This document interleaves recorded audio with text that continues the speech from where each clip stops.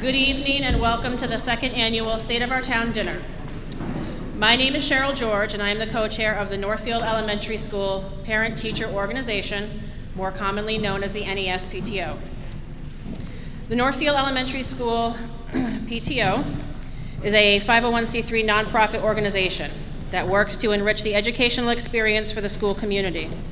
We accomplish this by assisting with funding for classroom supplies, school enrichment programs, field trips, and activities, in addition to providing special events to help engage families and build a strong school community. All parents of NES students, as well as all NES teachers and staff, are considered to be members of the PTO. The PTO depends on the generous support from volunteers to help with all of our events and fundraisers. And on that note, I would like to thank all the volunteers that are working in the kitchen tonight.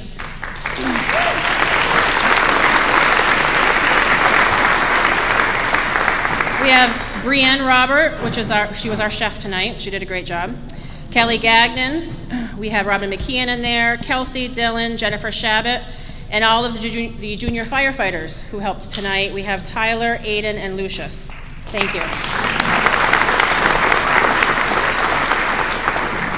Because of the decline in educational funding, the teachers and staff at Northfield Elementary School depend on the supplemental funds from the PTO to help them attain their academic goals and to enrich the educational programs offered to our children. The NES PTO depends on the strong financial commitment and dedication of parents, families, friends, and members of the community. With this support, we can ensure our school continues to thrive and excel, and that our children receive an amazing and well-rounded academic and social experience. Even though the school budget gets tighter every year, the PTO also understands that families' budgets get tighter too. For this reason, the PTO strives to offer fundraisers with products that people might be purchasing anyway or that they find useful. We also offer fundraising events that provide an opportunity for families to come together and have fun. On that note also, the centerpieces that are on each of your tables are $3 a piece if anybody would like to purchase one after.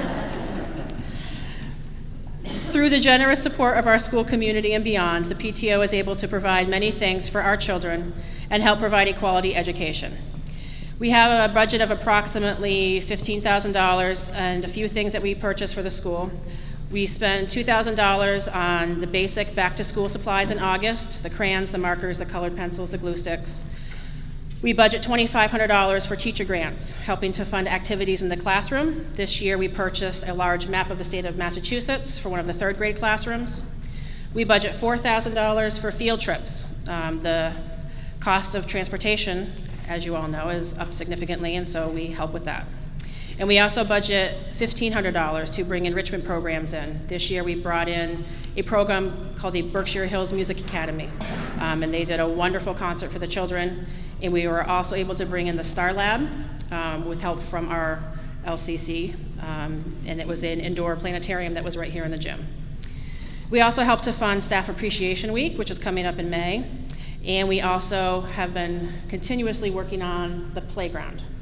And on that note, I would like to say thank you to our CPC. We have been awarded a grant for $30,000 to help replace the play structures on the playground, pending approval at town meeting.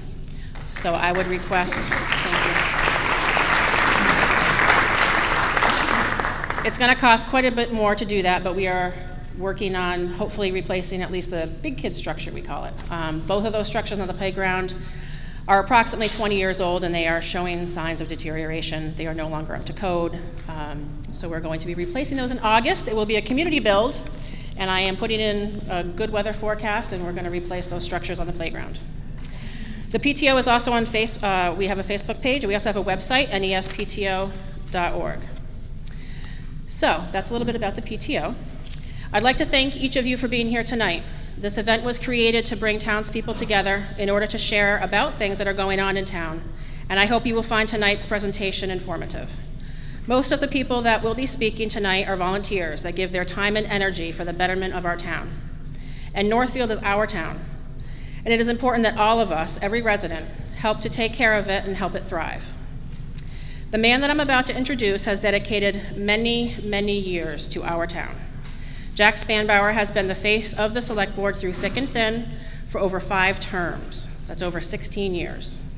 The number of hours he spends on town business is innumerable. The board and the town will face an enormous loss when Jack steps down in May.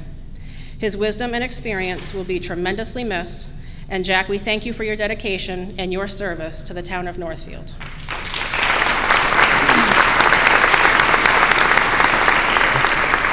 So, ladies and gentlemen, our MC for the evening, Mr. Jack Spanbauer.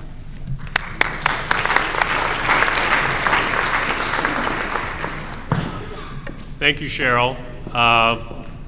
We have, I think, 35 speakers tonight, and there's a sheet of the order of presenters. If you're a presenter, you should have this sheet to know when you should be coming up.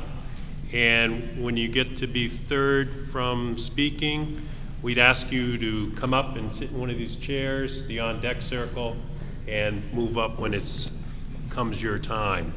Cheryl has authorized me to use all necessary force if you overrun your time. So, that being said, let's get started. The first is the Northfield Elementary School, and Megan Damaris, the principal of the school, is going to be first.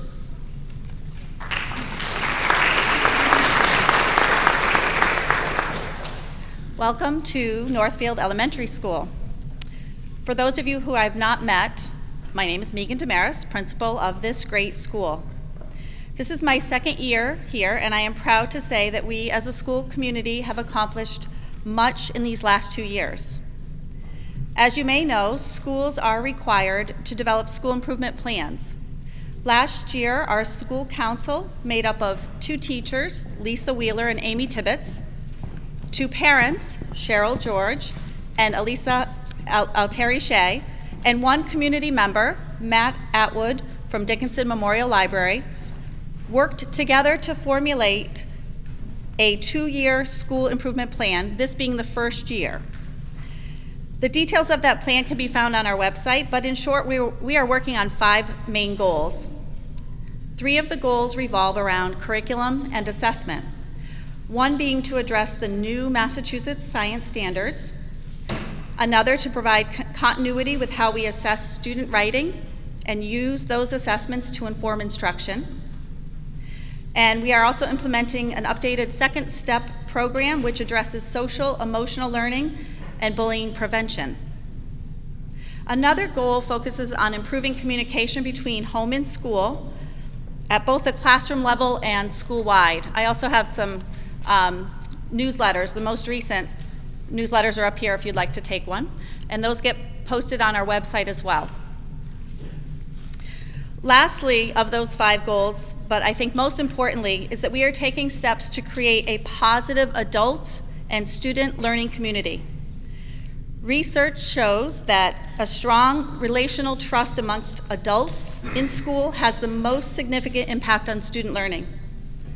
For the last 2 years, our staff has been working with various protocols and activities to build a healthy, positive school culture, and I can confidently say that we have made great progress. We have more work ahead of us, but we have found this work to be rewarding, and I'm pleased that the staff has been willing to embrace this critical process. The goals of our school improvement plan are just a snippet of the complex and important work that takes place here each and every day. There's much more that I could share with you, but that would go beyond my allotted time. So I'd like to close with acknowledging our amazing PTO.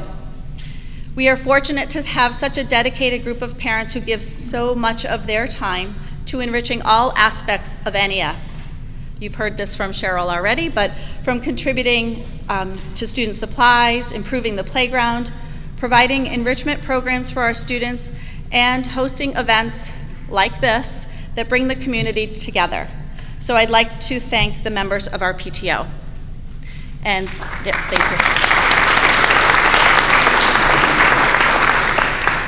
And I just want to say that I appreciate the opportunity to be here serving the students and the staff in this community. Thank you.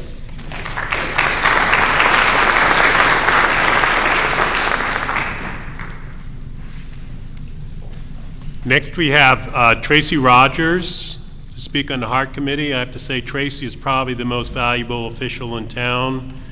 She's chair of the select board. She's on the Heart Committee. She is on the Emergency Services Facility Committee. She's a past town administrator, and she's been great to work with. So Tracy, it's all yours.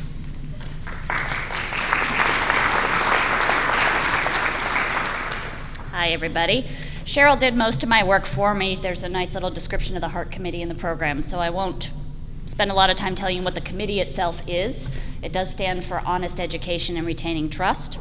We're about a year old, and Cheryl and Tony Mateo both serve with me on the committee. In addition to what is in the program, I'd like to add that after a year of meeting bi-weekly, we've had some small successes. A subcommittee of our committee made some draft edits to the school district agreement and submitted them to the school committee for review a couple of months ago. Those were just simple procedural edits recommended by the Department of Elementary and Secondary Education. On March 24th, we co-sponsored a meeting at GCC with Representative Mark. Approximately 40 Franklin County School Committee members, selectmen, finance committee members, and members of other committees similar to the Heart Committee learned about previous studies that have been conducted, so we won't be reinventing the wheel, and inequalities in the Chapter 70 formula, the state formula that determines how much state aid each of our school systems get. This is just the beginning for the Heart Committee to join forces with similar committees in other school districts to pool our resources, avoid reinventing the wheel, and see what innovative solutions we might come up with across our districts. Using funds from a state community compact grant that Northfield and Warwick jointly received last year, the committee is seeking a research firm to gather and analyze data to help us make well-informed choices. As part of that data gathering process, the committee will hold community forums to ask parents, teachers, and community members to share their ideas with us. So please look for announcements, hopefully later this spring, for those forums. Thank you.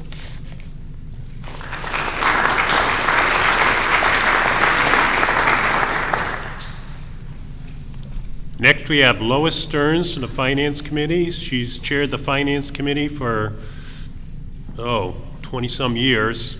And she's very conservative and is a good checks and balances on the Select Board.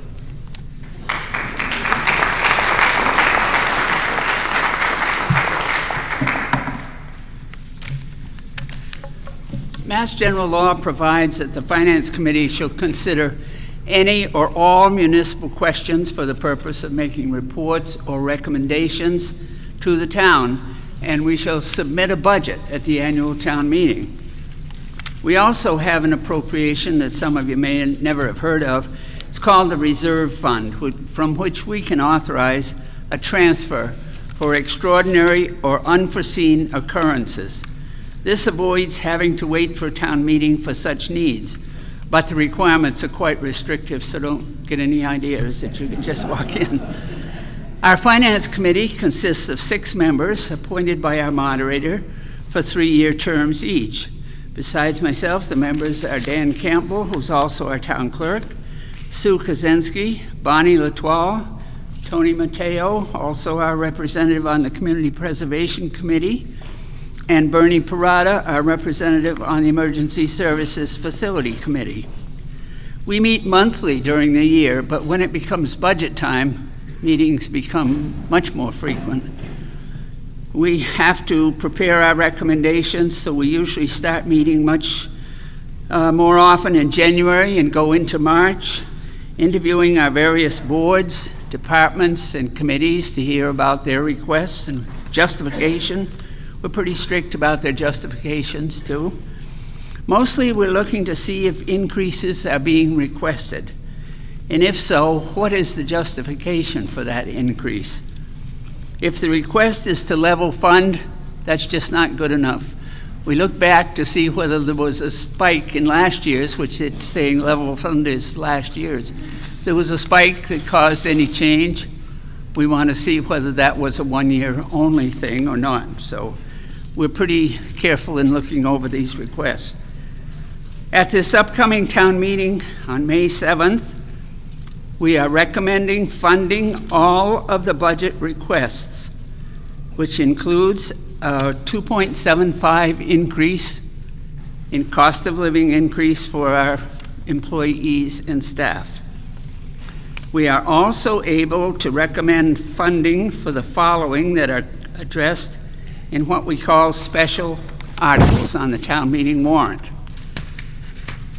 There'll be a police cruiser, police radios, the public safety complex Phase 2 design, used ladder truck for the fire department.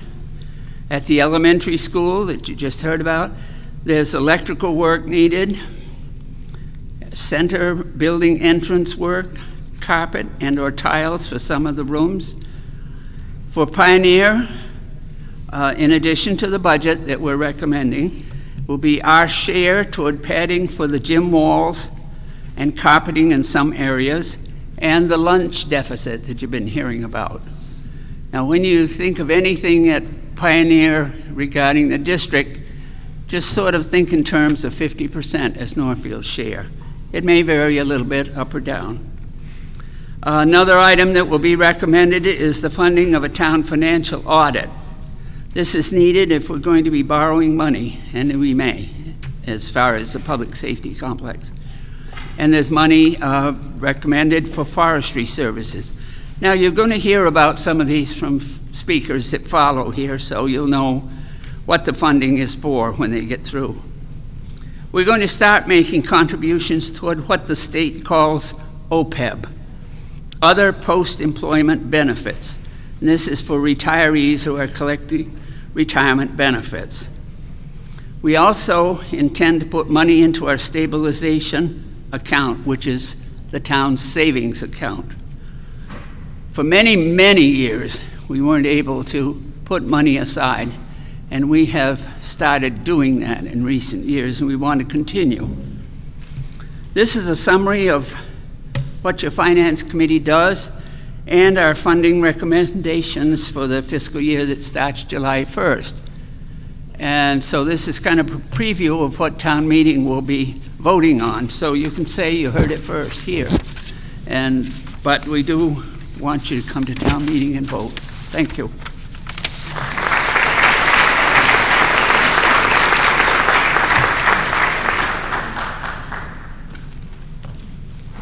Next, we have Alice Lord from the Board of Assessors. The Board of Assessors is actually, I think, the most complex board to serve on for our volunteers. Requires a lot of training, and we're glad we got 3 members that are really dedicated to that. So, Alice?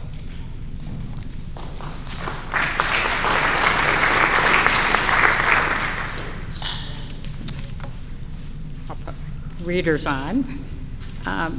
I had been on the Board of Assessors from 85 to 95, and then I took a break, and now I'm back on it again, and have been for a few years now. You can tell from it's a very nice printout of what we do. Now I know what we're here for. No, we meet every second Wednesday of the month. We have to go for trainings every few years because we work under the Department of Revenue, and they're the ones that okay our tax rate. So everything has to be done in coordination with them. So and the other big thing that is important for us is to have everything fair and equitable. And so I can remember the times when we used to go around and do some of our own assessing, and now we have a firm, Mayflower, do it, which I think is much more fair and much more professional and much better, because you have a completely non-committal department doing it, and then we accept their values.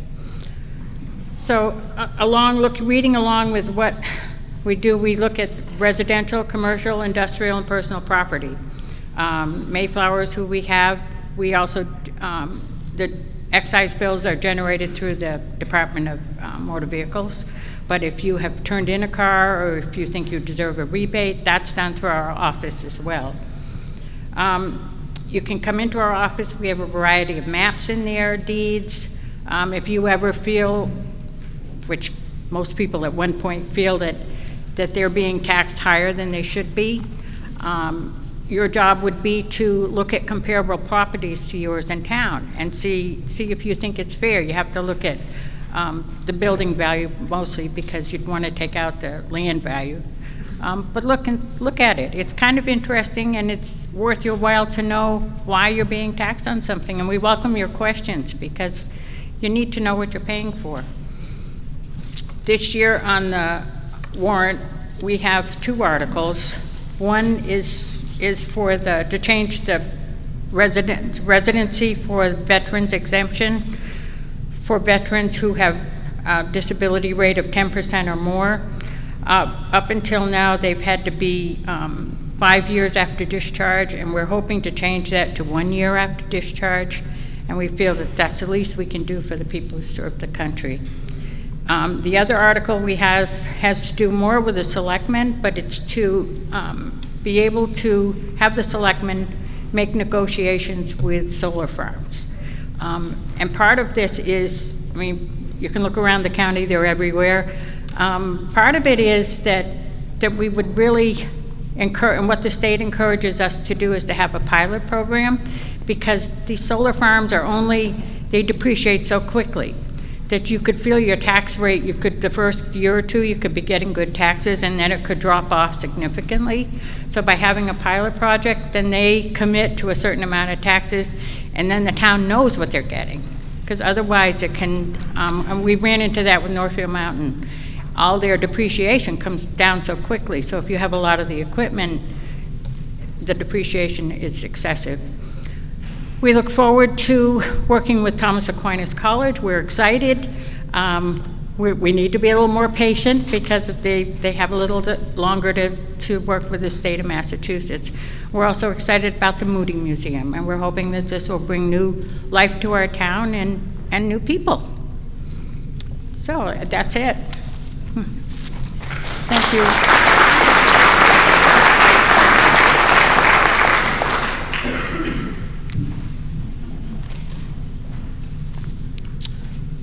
Okay, next we have Julie Robinson from the Planning Board. It's a 5-member board. Comes up with new zoning regs and approved site plans, but I'll let her give you the details.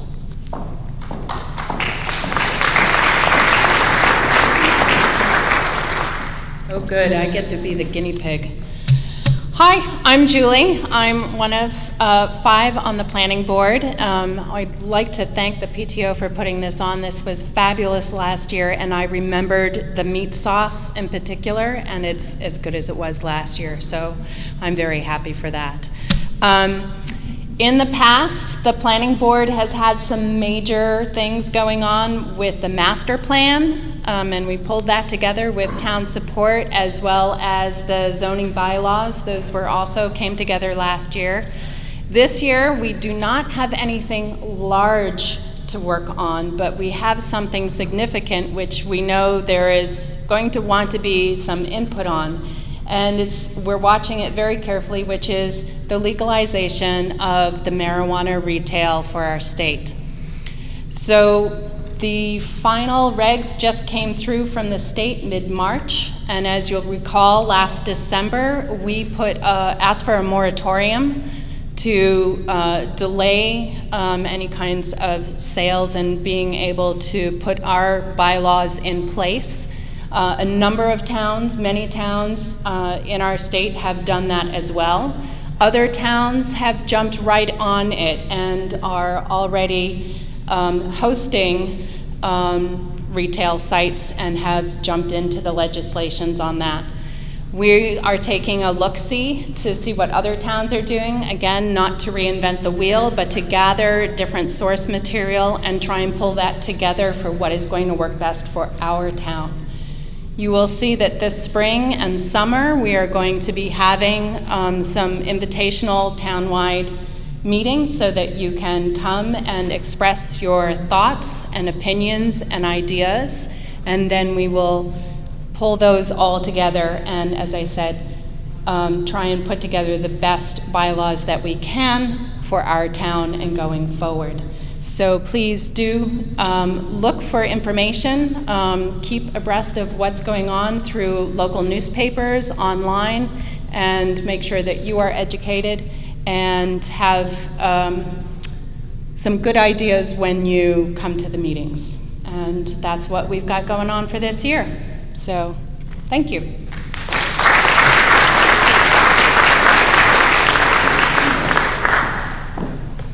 Next, we have the Northfield Energy Committee, Lynn Hansel and Susan O'Connor. I never thought anyone could produce more data than Bob Pasteris, but these two have accomplished that. So you guys are up. And upcoming speakers, don't forget to get in the on-deck circle.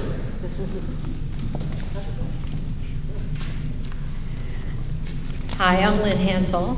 This is Susan O'Connor. And together we're the co-chair of the Energy Committee. We have other members on the committee as well: Annie Chappelle, Steve Roberto, Andrew Vernon, and Judy Wagner. A couple of the members are here this evening.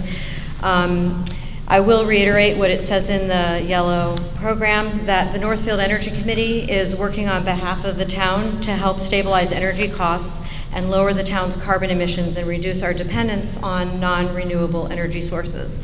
We accomplish this by promoting energy conservation through education, energy efficiency design and construction techniques, and the use of renewable energy. We've been designated as a green community since 2012, and as such, we are eligible for state grants to help us improve energy efficiency for our municipal buildings.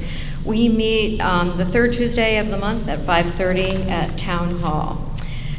We've completed our first round of green community grants, through which we were able to achieve a 19% reduction in energy use and cost at Town Hall, a 23% 23% reduction of energy use and cost at the library. In addition, there have been some smaller projects at the transfer station, the town garage, and the water treatment plant. Currently, we're collaborating with the Buildings and Energy Committee in Warwick, and have each applied for the next round of competitive grants to improve energy efficiency and bring cost savings in our schools, which include, between Warwick and ourselves, we're working on NES, PVRS, and Warwick Community School as well. We're going to receive notification in June about whether or not we are awarded the grant. If so, we stand to become one of the few, if not the only, regional school district in the state to successfully collaborate as member towns on green communities projects. And in that way, we may become a model for other districts wanting to do the same. The projects that we have written into the grant include here at NES, weatherization and insulation in the attics, weather stripping of the doors and windows, and destratification fans here in the gym. At Pioneer, weatherization and insulation, weather stripping doors and windows, destratification fans in their gym, and also more efficient transformers. If we're awarded, these efforts stand to save our town, just the town of Northfield, $70,000 per year, and 13,000 gallons of heating oil per year. So with that, I'm going to turn it over to Susan, who will talk about electricity aggregation. So the Green Communities Grant is designed to focus on municipal buildings and reducing energy use in municipal buildings. And this year we have our first opportunity really to do something that could really help create a greener opportunity for our home electricity use, and it's called electricity aggregation. Electricity aggregation is the bulk purchase of electricity from a competitive supplier. And we have an opportunity through the Franklin Regional County of Governments to go in with 13 other towns to buy electricity in bulk, and we will be able to choose what that electricity, how that electricity is created. Now, there is a lot of effort in this direction across the state. 27 towns in southeastern Massachusetts have built a coalition to do electrical aggregation. And there are 6 towns in Massachusetts now that are using the best, highest level of green electricity, which is called Class 1 electricity, which is developed with wind, primarily wind, solar, some hydro, but all has to be created in New England, so it's creating business opportunity here. Why should we adopt aggregation? And I want to let you know quickly about this because there's a warrant on town for the town meeting for May 7th. You'll be voting on this. But it will allow us to gain more local control of purchasing. We'll have a broader choice of green electricity. It will help us to reduce carbon emissions. And so I urge you to come out. We're doing 2 educational events. One is April 17th. It's a Tuesday night at the library. And one is April 21st. There are flyers right up here to tell you about the educational event. And I'll also stay after in case people have questions. But we really urge you to vote for this at town meeting on May 7th. Thank you.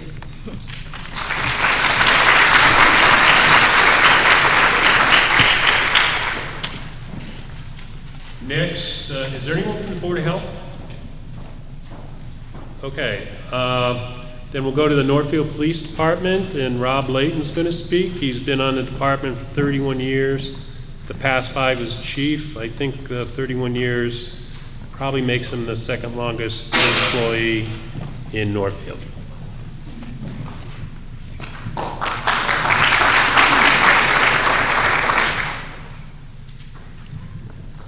So I just wanted to take a second to let you know some of the things we've been working and dealing with in the police department. How's it better? Okay. So we're having a significant issue right now with vaping up at the high school. And it's an event that's happening in grades 7 through 12. Our school resource officer, Heath Cummings, has been working closely with the staff at the school and the school nurse to educate our children regarding the dangers of vaping. There's a lot of information that he's put on his website, and there's a link at the high school website where he has a lot of information that parents can go to and learn about some of the dangers in vaping. And his website also outlines some of the other issues he's been dealing with at the high school, and if you get a chance, he's done a really good job constructing that, and you should take a look at it. So, Officer Alex Parajkov has just completed his first week at the full-time police academy. I had the option of sending him to either a municipal academy or the state police academy, and I chose to send him to the state police academy because I found that it's a more difficult curriculum physically and academically. It's more challenging, and in the end, I think we're going to end up with a better trained, better rounded officer. He's probably not really appreciating that right now. I did speak with him briefly this week, and he's a little sore and a little tired, but I'm confident he's going to make it through. So I do have a couple articles on for town meeting. One is a replacement of a cruiser. Back a few years ago, I developed a capital plan, and replacement of cruisers was part of that plan. And what it calls for is the rotation and replacement of cruisers every 6 years. What we found was that by the 6th year, our cruisers were getting tired. And after 6 years, we ended up putting a lot of money into cars, and they're just not lasting after that point. Most of the time, we have well over 100,000 miles on the car. And the bottom line is we want to make sure that we have reliable and safe equipment for the officers to use. So this is to replace one of the cars that actually Officer Parajkov had hit a deer with and was totaled earlier in the year. So him going to the State Police Academy had nothing to do with that. But the other article is the purchase of 2 mobile radios, and they're 800 megahertz radios. What the situation is right now, we can't communicate directly with the state police or the environmental police in Massachusetts. We also don't have direct communications to the Winchester police or the Hinsdale police. they're on the 800 megahertz system. So by purchasing these radios, we will now be able to talk directly to agencies when we're dealing with them in emergencies, and it'll end up being safer for the officers. It'll make us more efficient. The system we're on now in the county is starting to fail. There's problems there with the fact that the towers and the radio system, it's just not clear in the transmissions. And at some point, we're probably going to have to migrate over to the 800 system in the future. So by purchasing these radios now, it kind of puts us ahead of the curve. And when we come to the point that the system we're not on, doesn't function any longer, we have to make a decision regarding our radio system. We'll already have purchased a few radios, so hopefully it won't be as expensive for the town when we get to that point. But other than that, again, if you have any questions or concerns, feel free to stop by the police department. I appreciate the support that we've received from the town, and thanks for the opportunity to serve you.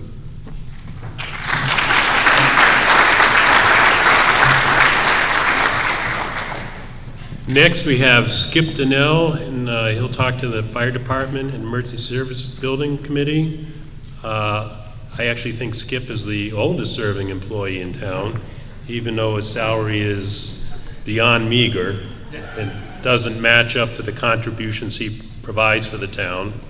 I think he's been chief close to 40 years. Is that 42? You must have started when you were 15.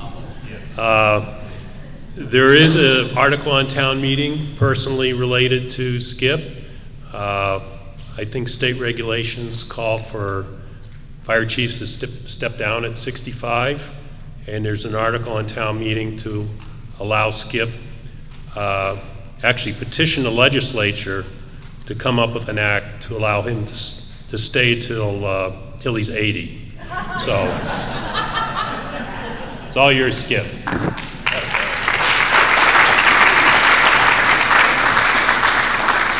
Thank you. And it's not 80, just in case anybody was wondering.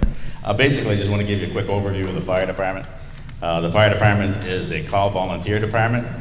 It's made up, right now we presently have 30 members, both men and women are on the force.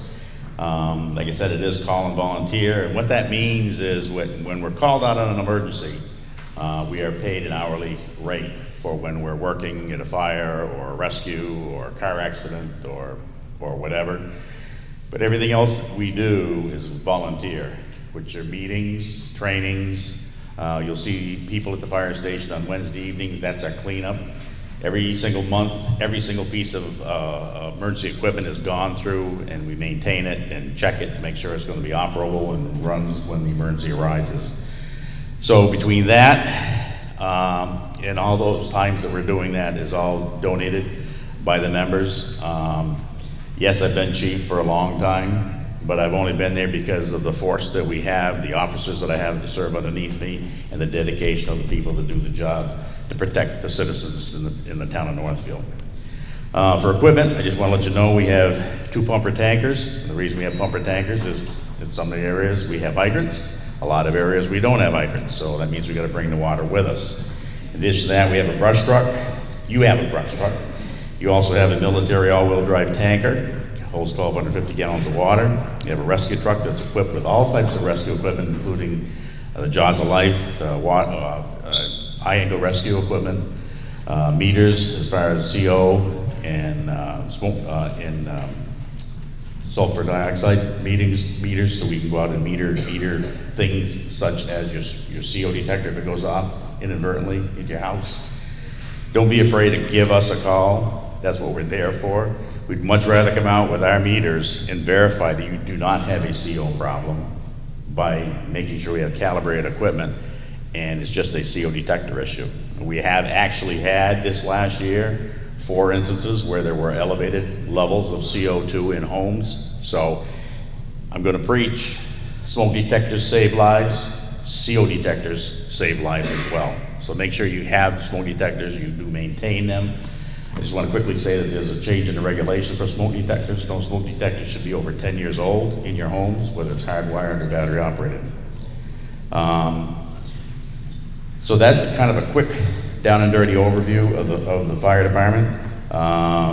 We have got a warrant on the article on the town meeting warrant to replace our ladder truck this year. We purchased the used ladder. This is the second ladder that we've had. We purchased the used ladder truck back in 1997. It's actually a 1978 vintage, so it's 40 years old now. And it has served the town very well.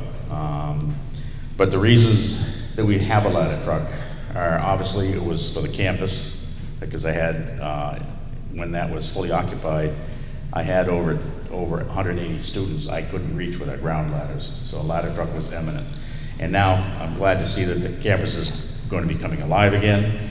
So the need for it is the campus, but also just look up and down Main Street, the colonial homes we have here.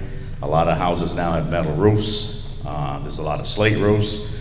And working on those at the time of either a chimney fire or any time you have to do ventilation, the safety of the personnel, and the amount of personnel it takes to ventilate the roof or get to the roof or get to the chimney is diminished substantially by being able to have an aerial ladder to swing and put a person right up to that area. So there is an article on the warrant, as Lois mentioned, that the Finance Committee has talked about that, so there will be that article. And then Jack kind of quickly touched on the other article, and that was my request for the Select Board to have an article on the town meeting warrant to allow me to continue to serve as chief for 5 years, not 15.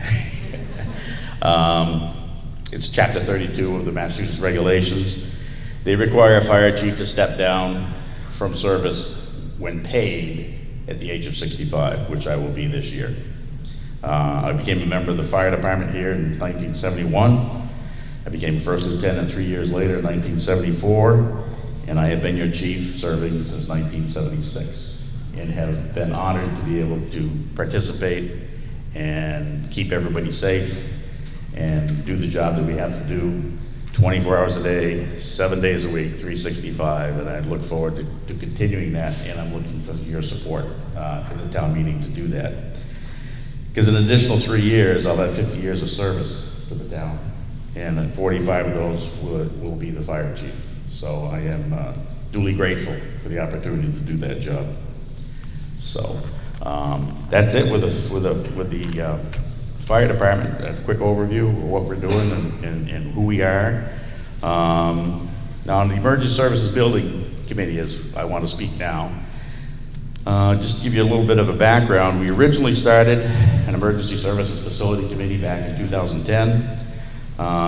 We had contracted with Jakunski and Humes to do a feasibility study with fire, police, EMS, and emergency management to find out what the needs were at the town currently and what they were going to be for the next 25 years. We sought, the first job was to look at sites where one would make sense, where it'll work. You have to understand that with the fire department and with the EMS, you have to have it somewhat centrally located so volunteers can get there, get the apparatus or the ambulance, and then respond out. So we were kind of restricted to what areas we'd look at. We actually looked at 7.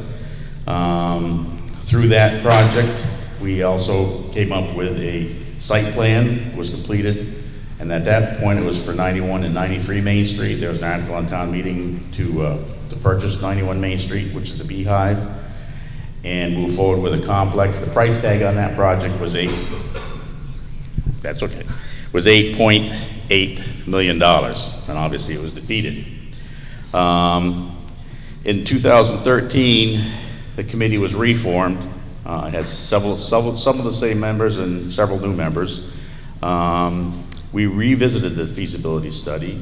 We cut the space requirements considerably from what the original project was. Both fire cut ours, I think, by 27%, EMS cut theirs by 34%, and police cut theirs by, I think, 15%. So the site, we shrunk. And We also, we're moving forward as far as looking at additional sites, and we still came back to the site where the fire station was. It's a centrally located site. It's in close proximity to the campus. It's within the hydrant district. So we took a look at the environmental impact, and we consulted with the Conservation Committee, and they were going to help us, but we realized that we needed a survey done on the property. There was no survey ever done on the property. And also, we found there was no deed to the property. So the deed was researched, and we ended up having to get an appropriation to have a legal firm research the deed to make sure that we do own the land, which I'll get into in just a second. We did hire an OPM from Cardinal who did some of the stuff on the initial site survey. The deed was verified. The parcel that the fire station sits on is owned by the inhabitants of Northfield. Okay, so not the town of Northfield. There's a difference. So there is a meeting on the warrant for you folks by a limited eminent domain procedure to basically take the property the fire station sits on and take it from the inhabitants and give it to the town. Okay, that process has to take place for legal purposes. The study went back to 1686, which was the third settlement of Northfield. I wasn't around, believe it or not.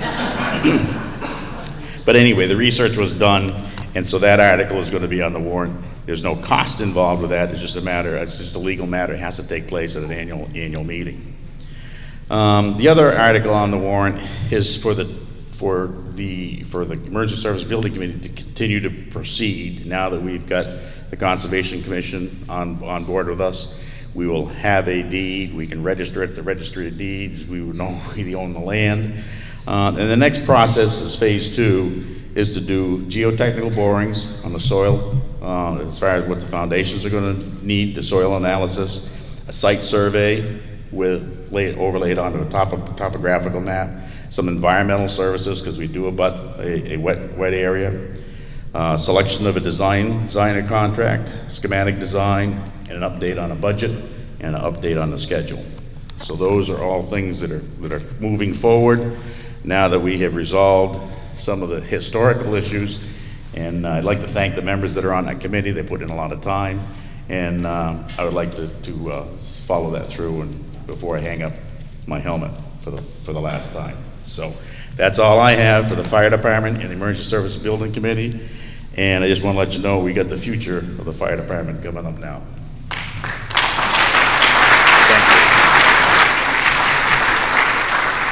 Also want to recognize something that doesn't show up in the books about Skip. Those of us that went to Stop and Shop over several months in the past year or two saw a sign requesting volunteers for volunteer fire departments. That has not been necessary under Skip's leadership. We've always had a full complement at our volunteer fire departments, so he's done a great job in that regard also.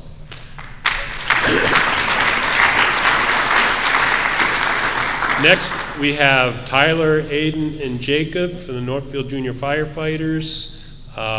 They do some training as part of that. They do some work at the fire station, and you've seen tonight, they do some community service. They were working on serving the meals and cleaning up. So guys, did you want to say a few words? Yeah.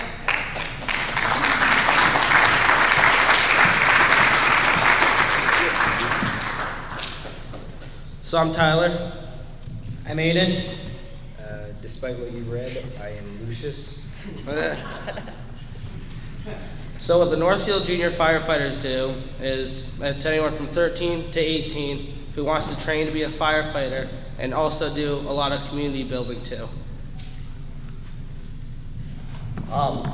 So recently, Lucius just came on, and he's going to tell you a little bit why he liked it, why he decided to become part of our program, and why he's still on, obviously.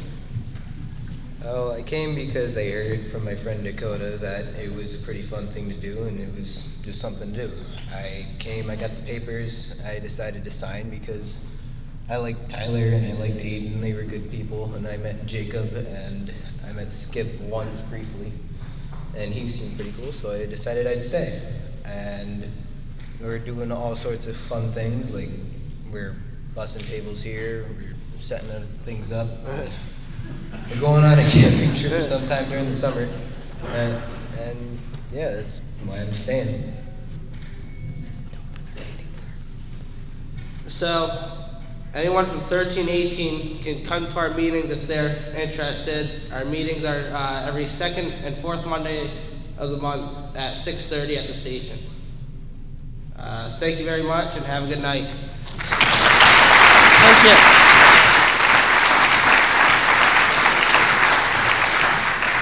Thank you, Tyler, Aiden, and Lucius. Next, we have the Northfield Senior Center and Council on Aging, represented by Heather Tower.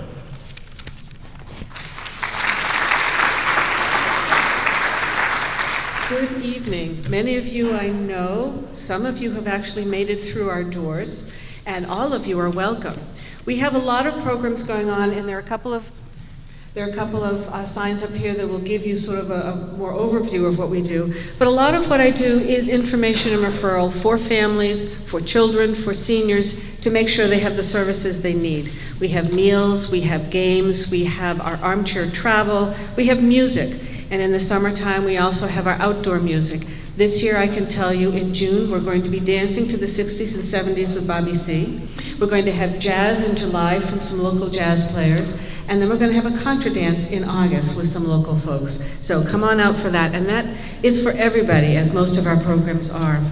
We have a Friday breakfast that we call This Is Your Town, and we've had many, many speakers come through on a variety of subjects.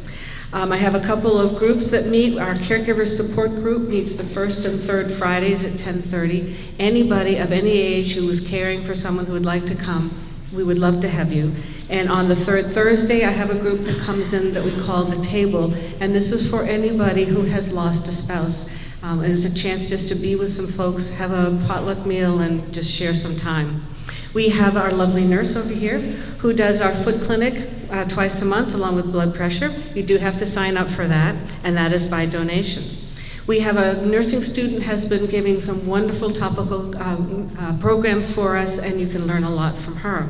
We've had the tax clinic come in March from Liberty Tax to do taxes for free for those who are income eligible.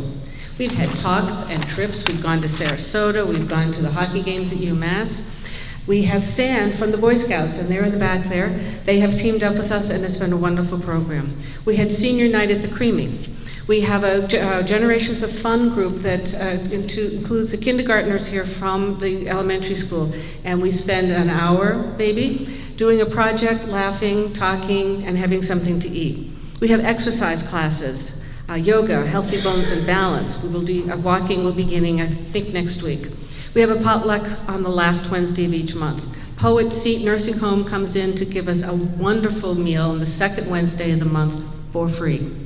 We have had plays come in, including some professional ones, and the elementary school, I think it was 2 years ago, graced us with a wonderful play. We have a brown bag, which is income eligible for those who need a little extra food for the month, and we do SNAP and fuel assistance applications, as well as having the van service that can take folks where they need to go. So there's a newsletter up here for the month of April that you're welcome to take. And just a little highlight, we have an ICE notebook program that's coming up, and this is in case of emergency. So all of that information being in one place for your family. And that will be a $5 fee for that, but that's Thursday the 12th at 5:30, and then the following Thursday the 19th at 10:30. Silverthorne Theater comes through every year and gives us a little preview of their productions. So they'll be here on the 12th at 11 to talk about Tartuffe. Our next Armchair Travel with Lori Byram, she's going to share the history, people, and culture of southern Spain. So that's the 26th at 11. On the 27th, I think it is, of April, we will have our This Is Your Town, and Tracy will be telling us about the warrant. Tony will be talking about his CPA, which I think he's going to say a little bit about tonight. I will be sharing my warrant article about changing town meeting, which I'll give you a little tonight. And then Alex Meisner and Rob Lighton will be speaking as they are our new select board candidates. So for all of these, we do ask you to call us to sign up. Most of them are free or just a donation, and really anyone is welcome. So I want to just briefly talk about my warrant item. Over the past 2 years, there's been increasing discussion about making towns age-friendly. It may be something you've heard about, maybe not. But this is for all ages. It's not just seniors. We're talking about age from birth to elders. And this intent is to create access to all the town has to offer. So to that end, I have put this article on the agenda for a town meeting, requesting to move town meeting from the first Monday of May to the last Saturday morning of April. With 1,000 folks in town who are 60 and over, and another 200 families that have children of elementary school age, there are real barriers to attendance. I have secured free childcare for the families, and the morning time will be more that our esteemed elders can attend and vote as well. Currently, about 200 people attend each year, and they're the ones who are voting on all the budget items you're hearing about and all the warrant items that you hear about. So that for a town of 3,000 to have 200 people, that's not very many, and we would really love to have more to participate. So we all need to take part in what makes us a democracy, and at the local level, this may be the only place your voice can be heard. So we encourage you to come to town meeting and to vote for the articles so that we can, in fact, include everybody. And all of you are welcome at the Senior Center. You don't have to be that magical age. Many of our programs are open to everybody. So if something looks interesting, please call. We'd love to have you.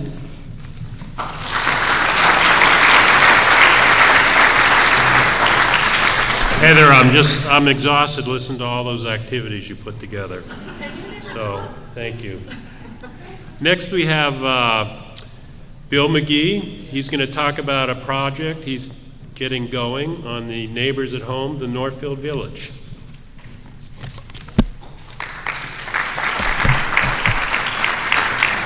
If you have your cell phone on, leave it on, please. Take pictures if you like. Cheryl, thank you. This has been terrific. I'm glad to be part of this. Last summer, we found out about the Village Movement, which is a national idea that's going all over the country. That's why it's national. There's about 400 or 500 of these in development all over. The idea being, what does it take to keep seniors in their home as long as possible, and they can actively participate in the community and have a full and happy life. That's what the Village idea is all about. So we formed an exploratory committee to look and see, is Northfield a good place for that? Many of the members of that committee are here. Jerry Wagner, Tony Stavely, Judy Wagner, Ted Thornton, Steve, are you here too? Steve Roberto is the other member, and yours truly. So the first thing we did, as Heather told you, we found out there's over 1,000, or of the 3,000 people in town, a third of us are over 60. So we thought, well, there might be a need for this. So the first thing we decided to do was to have some food for thought meetings.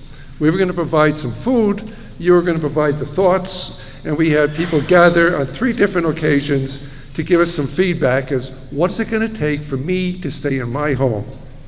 We had over 100 ideas come out of this thing, some extraordinary stuff that, you know, my granddaughter gave me a cell phone. I don't know how to use it, you know?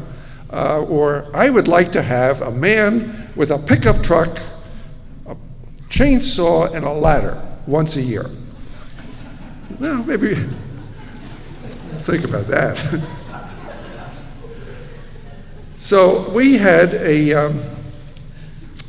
I want you to take a 2-hour break from your yard work on April 28th, which is a Saturday morning, and we're going to have now the meeting that's going to gather together all that information that we got over those 3 listening meetings and present the outline of our organization to make this come to fruition. It's going to take another 9 to 12 months before we're actually operating, but we need a lot of help. We need people working on working groups. We have legal issues, finance issues, social issues, handyman issues, volunteer issues, but we're going to make it work because we got a lot of people really interested in doing this. So the whole idea is a co-op that they would give and you would receive. And you can make it comfortable to ask for help, which for Yankees is a tough thing sometimes. So this co-op, this village idea that you would be part of an organization, that you would be giving, you would be receiving, and it would be comfortable to do that and have a lot of fun doing it. So, Excelsior.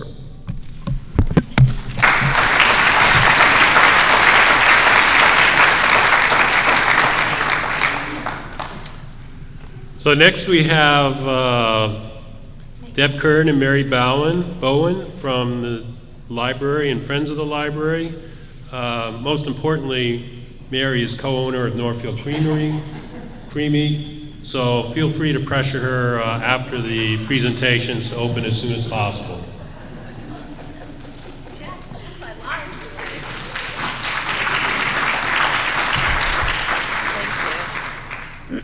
First, I'd like to show the Finance Committee that our notes are written on old library catalog cards, so we are very frugal.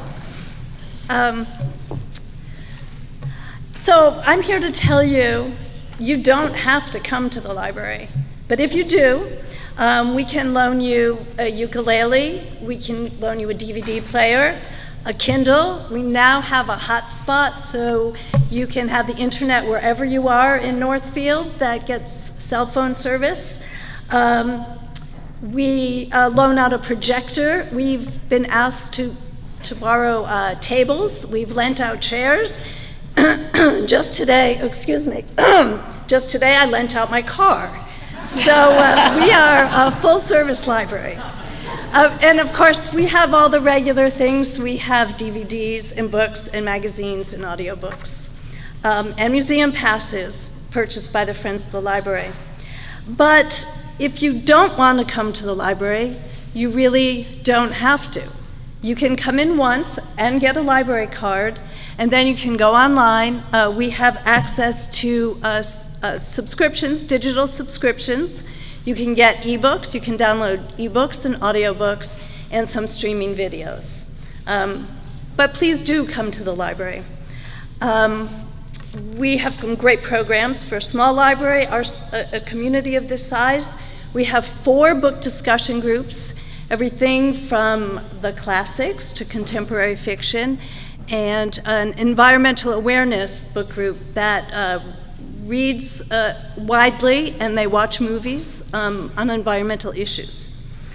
I want to tell you about some of our other programs. We have knitting every week. We have story hour on Fridays. And coming up, we have on April 24th, we have the history of baseball in Western Mass. And Matt just informed me, his last name is pronounced the words forced and awful. Andrew Forced Awful will be coming to talk about his book, Walking to Listen, on Thursday, April 26th. And something that I really want to say to everyone here. We're often told, it's often said that the library is it off? Put it up to your mouth. People often say that the library operates in a bubble. And I just want to say that that's not true. We really don't. Everyone in town hall is helpful to us. We need them. They pay our bills. They give us our paychecks. They make sure we follow the rules and the regulations. The fire department has come when we've had light bulbs burning and we thought the building was on fire. The police department has regularly sent over police officers to just check on us, just to say hello, and they do keep an eye on our parking lot because strange things happen there in the evening. We can't say enough about the highway department and the building maintenance people. They come, even if it's off hours, if our elevator has stopped, if the toilets are overflowing, and when the basement is flooding. And we need all of you and appreciate all of you for making our library pretty great. Thank you, Deb. Oh, you're welcome, Mary.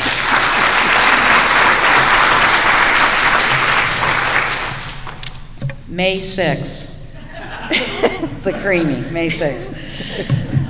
The Friends of the Dickinson Memorial Library has been around for over 30 years. Our goal is to support the library by means of fundraising, hosting libraries, events, etc. We are incredibly fortunate to have tremendous support from our town and the many citizens that contribute to our annual fundraising campaigns. As we all know, our library is a very special place, the heart and soul of our community, and is treasured by many Northfielders. The staff are friendly, they're helpful, and they're extremely creative. Programs for both kids and adults are varied, interesting, and well-attended. The Friends do many projects throughout the year, including maintaining the museum passes, the copier, hosting events such as the annual dog show, and the holiday children's bazaar. We recently provided funding to enhance and update the community room with new lighting, a new ceiling, upgraded media equipment, and new very comfortable chairs. We provide a monthly stipend to the library for programming and support for the reading programs. We have many townspeople, summer residents, and neighbors from nearby towns who are friends and contribute. Our board of directors is small, but we are a cohesive and extremely fun group. We are looking for people to serve on the board. Talk to me or to Deb or to Laura tonight and join us and make friends, a difference. That's our slogan. Thank you. Good night. Thanks, Jack. Also want to say, via their CW Mars process, you can get any book in the state. It's amazing what esoteric books they can come up with for you. So thank you, guys. Next we have the Shell Bridge Advisory Committee, Chair Judy Wagner. They've been appointed by the selectmen to coordinate public participation and feedback for the bridge. And Sue, you're going to speak too? We have Sue Ross is going to speak to the Friends of the Shell Bridge. Sue actually is responsible for this thing moving forward. Several years ago, she did a newsletter article for the Friends of the Shell Bridge, and it was sent to District 2, Mass DOT, and it had a picture of a pedestrian bridge in Keene that had some sort of a Shell Bridge design. And I think Mass DOT and District 2 decided maybe we can get this done and these people will get off our backs. So, but it was all due to Sue's newsletter she sent out and her picture she took.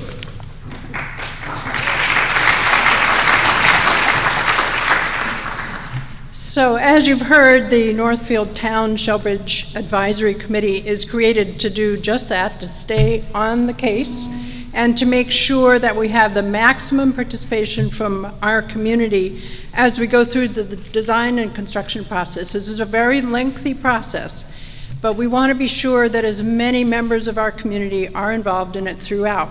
So we're working in cooperation with Senator Rosenberg's office, the Franklin Regional Council of Governments, the FERCOG, Mass Department of Transportation, and its design and engineering consultants, WSP. So the ultimate goal is to build a truly handsome pedestrian and bicycle bridge that will draw users from all around the region and beyond and reconnect the town across the river.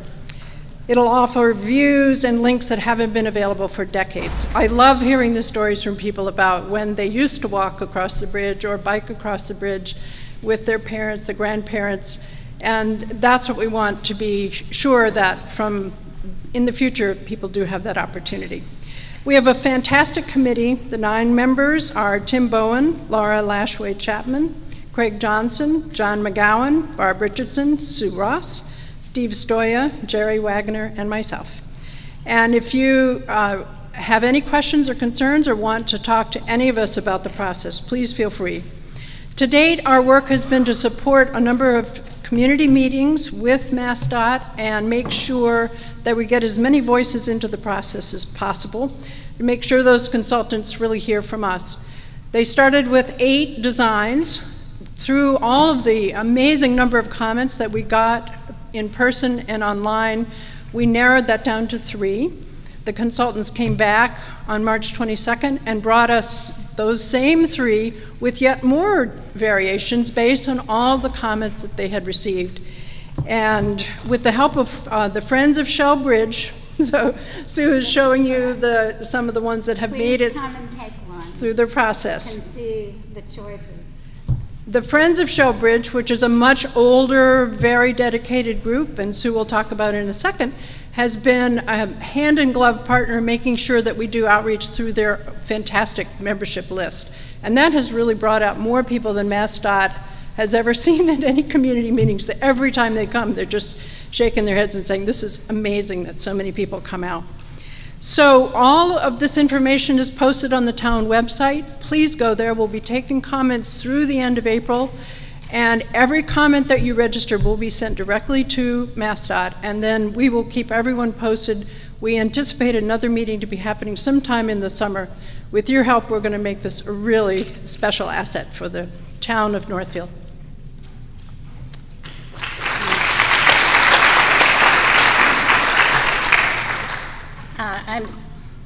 Do I have to? Is it? I'm not, okay. I just couldn't help thinking about my first introduction to Dickinson Memorial Library when I first moved here in 1972. I walked in, at that time, some of you will remember this, the desk was right in front of the door, and there was the librarian smoking. And she had an ashtray and smoked all day, and the place smelled like cigarettes. So we've come a long way since that time. But anyway, I really hope that all of you will take this today. It's the designers who've been designing the new bridge have come up with 3 options, and they're really involving people in the community. It's not just Friends of Shell Bridge. This is anybody who wants to participate. The bridge, people who have been involved with Friends of Shell Bridge for a long time really want the bridge to, at least help us to remember what the poor broken down bridge looked like, and there were some elements of it that are really significant. So please come up and take one afterwards. For those of you who are not familiar with Friends of Shell Bridge, just quickly, it was founded like 2003, 2004 by a group of people who wanted to preserve the bridge.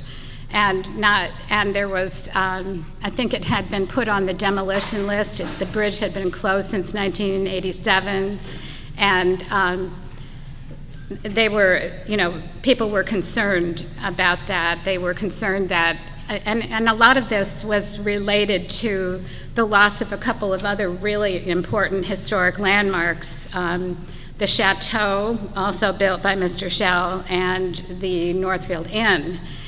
So we were beginning, people were beginning to worry that we would lose most of our history if we kept knocking things down.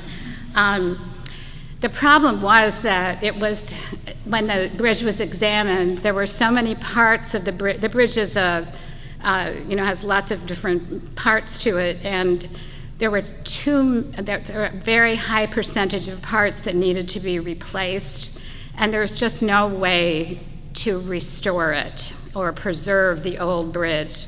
They were worried that if they took the parts out, that the whole thing would fall apart, and it probably would have. So for a long time, the problem we just were not sure where we were going to end up. But we started to realize that it was in part a political problem, and one of the people that we had a lot of political trouble with this guy right here. Right? He didn't think politically it could work. But we went, I'll tell you, a couple of us went down to Rosenberg's office and sat there and talked to Mary Jane Bacon, his legislative assistant, and Paul Mark came. And Paul Mark, he was a young legislator and wanted to please Northfield and wanted us to vote for him. And he got interested. And believe it or not, Rosenberg, I think it was the one who, or I'm not even sure who actually found some money that was not Department of Transportation money, but air quality mitigation money. And it makes sense. This is going to be a walking and biking bridge for people to get out there and get healthy. And people are going to be able to walk across and see their friends on the other side of the bridge. And so that's what and I think that it's also going to be raise your home values. It's going to increase the numbers of businesses on Main Street. I think it's going to do a lot for economic development, and I think everybody always knew that was true. But anyways, so if, you know, a lot of us who got started with this are getting older, we would like the next generation to get more involved with it, and we hope that those of you who feel like you're really interested or like hiking and biking will want to get involved in it. So I don't know whether there's anything else I wanted to say. That's probably it. Thank you.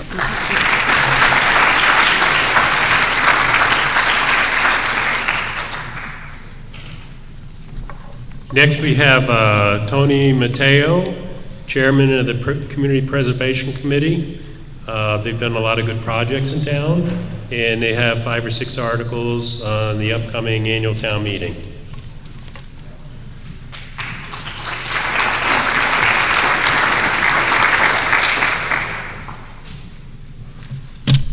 Our committee is a little different than a lot of committees in the town because we have members from 7 different committees in town, appointed members from 7 different committees in town, plus 2 at-large candidates. So we're a 9-member committee. The names of the people are in your program there. So if there's any other questions and you know any of these people and want to ask them questions, certainly feel free. The funding for our committee comes from a surcharge on the property tax that you all pay. And that surcharge is currently 0.5%. We did for 1 year have a 3% surcharge, and that was quickly knocked down to 0.5%. We're the of the 172 approximately cities and towns in the state, we're the only one that have 0.5%. I'd like to get rid of that distinction if we could. The average taxpayer in the town, I got this from statistics, the average taxpayer in the town last year paid $9 on their taxes for our committee. Not a lot of money. And another thing about this committee, the money that we got in, for instance, last year, we had over $22,000 that came in from the assessment, but we also had about $4,500 of matching funds from the state. So having this spreads out the cost to not just the taxpayers, but we get a little help from the state. Depending on how robust the state economy is, they have other rounds of matching funds that become available in surplus times. Some of the things we've done here in town, we've had about over 2 dozen projects here in town, and have paid or contributed more than $250,000 to these projects. And included in those are, we had a historic barns inventory that many of you have seen that brochure. We had several projects at the library, and the World War Memorial next to the town hall. Town hall steps were all not paid entirely by us, but certainly we contribute to all of these things. The Alderbrook Meadow Wildlife Sanctuary down in the farms. One of the reasons we got involved in that was the prospect of having an accessible handicap trail in that thing, and that was, we contributed money to that also. Cheryl talked about projects here at the school. There's a warrant article on this year's town meeting warrant to replace one of the larger playground structures out here. Last year we gave $75,000 to fix the pillars on the north building here. Now, it was not, it was too late to get that done last summer. It has to be done when the kids aren't here. So that project is going to take place this summer. So there'll be a couple of projects right here on the school grounds. We're funded by us. And Jack mentioned that we have several warrant articles. Well, one of them is just to accept the money from the state, which shouldn't be a problem. And we have 3 projects that we have voted to give money to. One on the town hall, of course the one here in the school, and another about Northfield's first fire station. You can read about that. Let's see, I guess that's, and on the other article is to raise your taxes. We want to raise the assessment from 0.5% to 1%. To join the rest of the towns, cities and towns in the state that have this kind of program.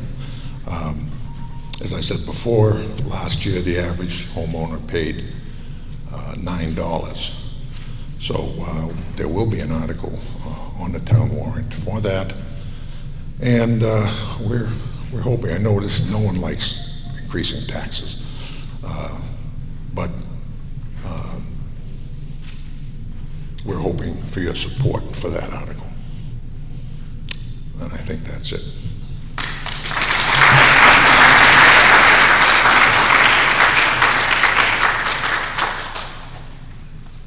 Next, we have Joanne McGee and Jerry Wagner from the Open Space Committee.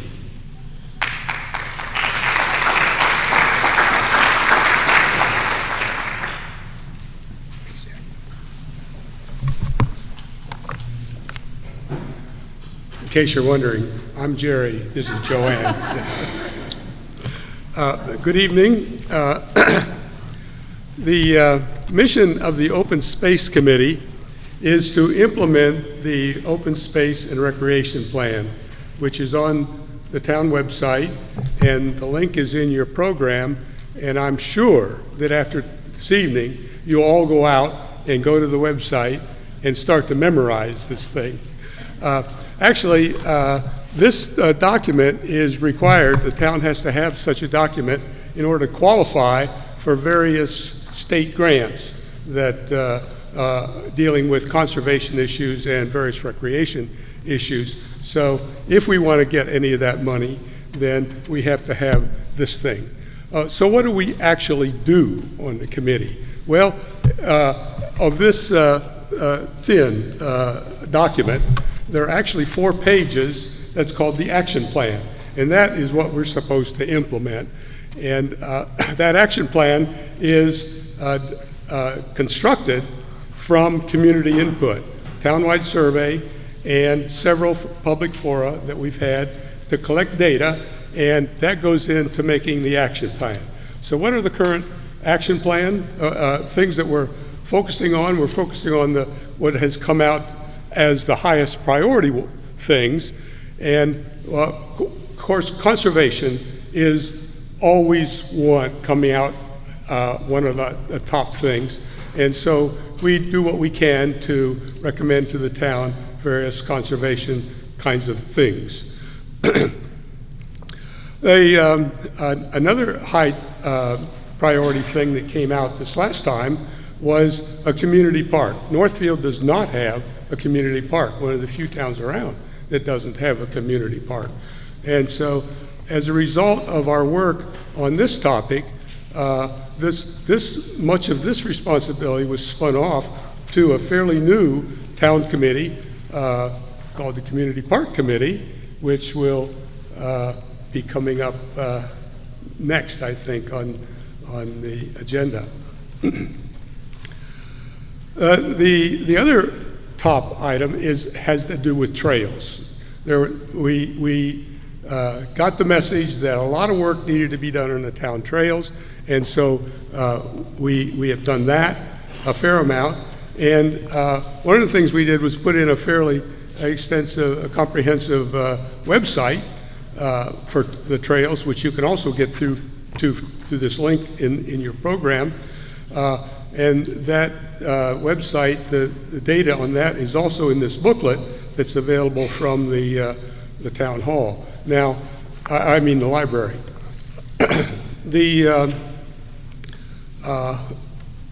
This booklet is out of date. It was published in 2015.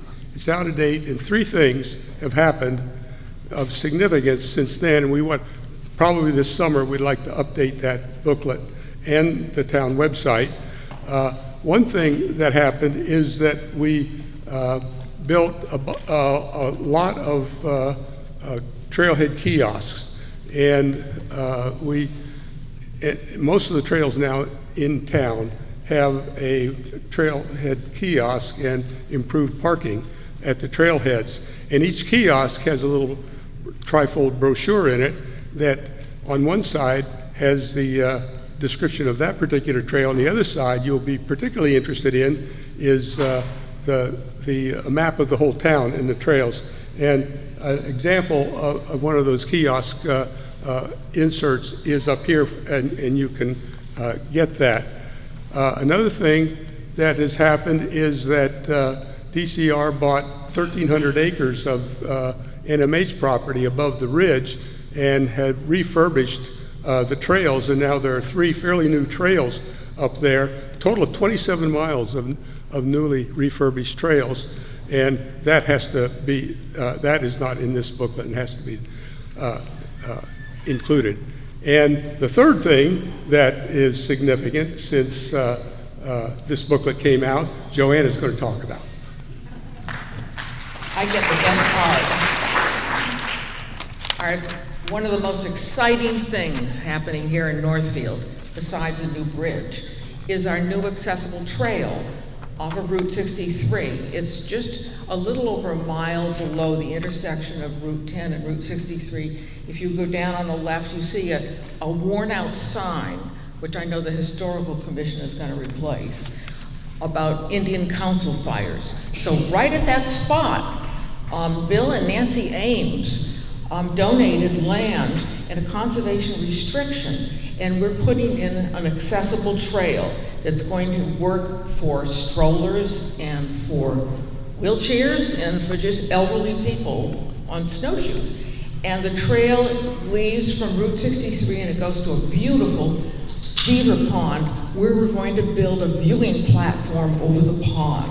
And there'll also be benches and kiosks. It's a very historical area. We think it might be where the redeemed captive was brought by the Native Americans when she was captured, over the mountains. So this is a historically exciting area, and it might become part of the Battlefield Park project that's going on down in Turner's Falls. This trail, the trail is almost done, but on April 21st, we're starting the first day of the construction of the viewing platform. The work is being done by Mount Grace and volunteers plus anybody here in town. So they're going to be there from 9 to 5. If you come and volunteer to help build this platform, you will get a free lunch. Now that is a good deal. So Mount Grace has spearheaded this project. I have a little schematic map that you can look at afterwards. It was paid for by not only community preservation money, but something called a recreational trails grant, which is from the state, and we're able to apply for that grant because we've got the open space thing. We have to have that thing. The second most exciting thing is that on June 2nd, we're going to have a grand opening. This trail is called, official name of it is the Gunnery Sergeant Jeffrey S. Ames Accessible Trail. And it's named in honor of Bill and Nancy Ames' son. He will be there. Plus, we will have representatives from the tribes because it's so significant to the Native American tribes. So I hope you'll all come on June 2nd and join us in this celebration and walk the trail. Thank you.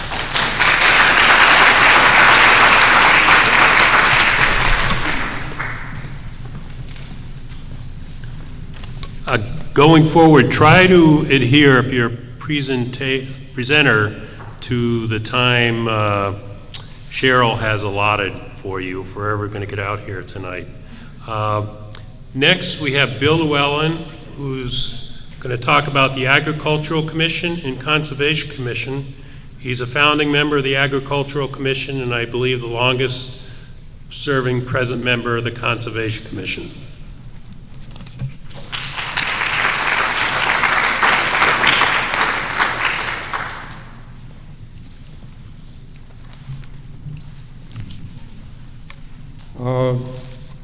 First, I'm going to talk on the Agricultural Commission. In your handout, there was a mistake. We meet the second Tuesday of every other month. Our main duty is to promote agriculture and agricultural activities.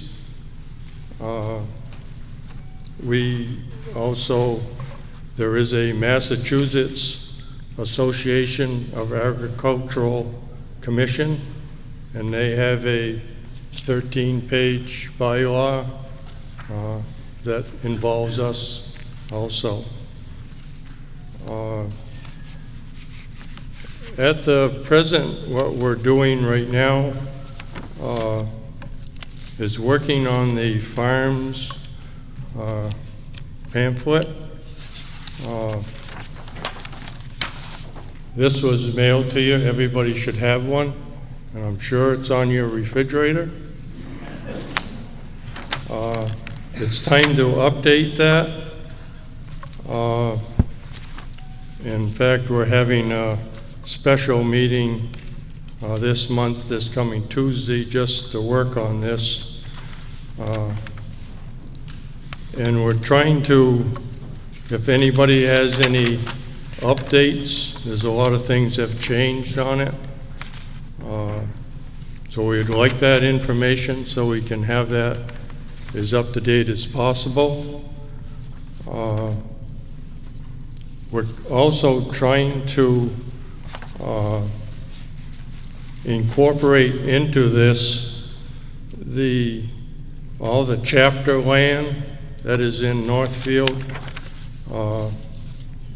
Some of it has to do with agriculture, some not.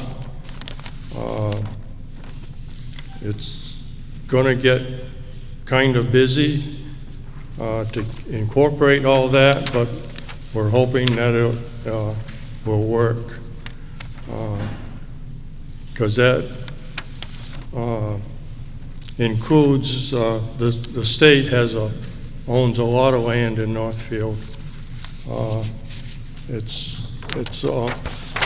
This dark green is mostly all the state land.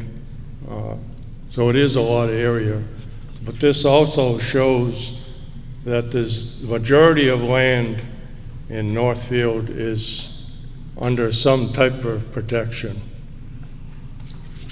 So we hope to have that going and get mailed out this summer.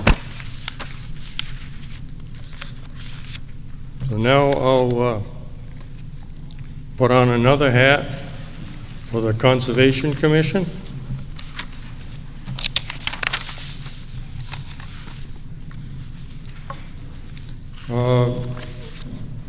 We need members. We've been short. We only have 6 now. We're supposed to have an odd number for obvious reasons. But we've been at 6 members for quite a few years right now. So if anybody is interested, we can teach you all the rules.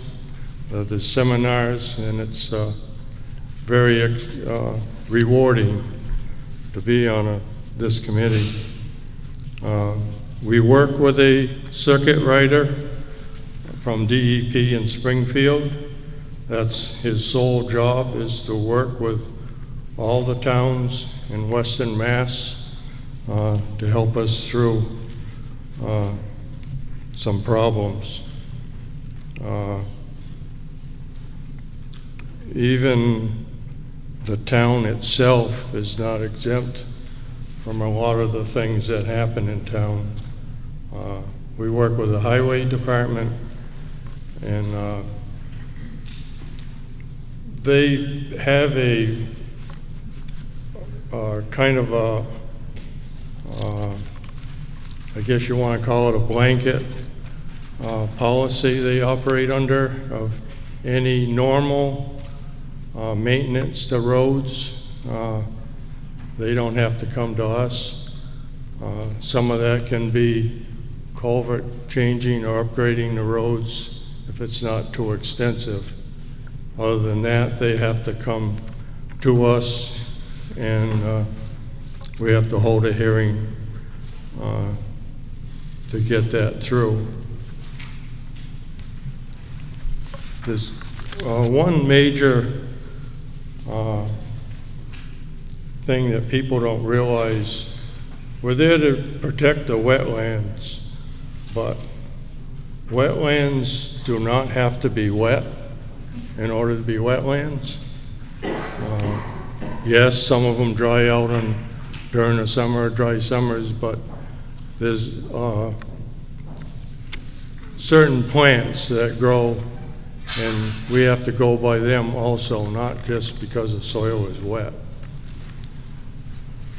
In the town hall, there's in the boxes there in the lobby, there's this that explains all the things that people have to do, or they can look at this and see if they need to come to us. It explains all the different things that have to be done, or you can call me or somebody on the commission for information. But this is very helpful to guide you through the process. There's the other thing is forestry. Forestry is agriculture, and some of their things they do falls under the Agricultural Commission. That's mainly the harvesting end of it, their operations and the way they do that, mainly early in the morning. They have a right to get started because of certain conditions. Also, it goes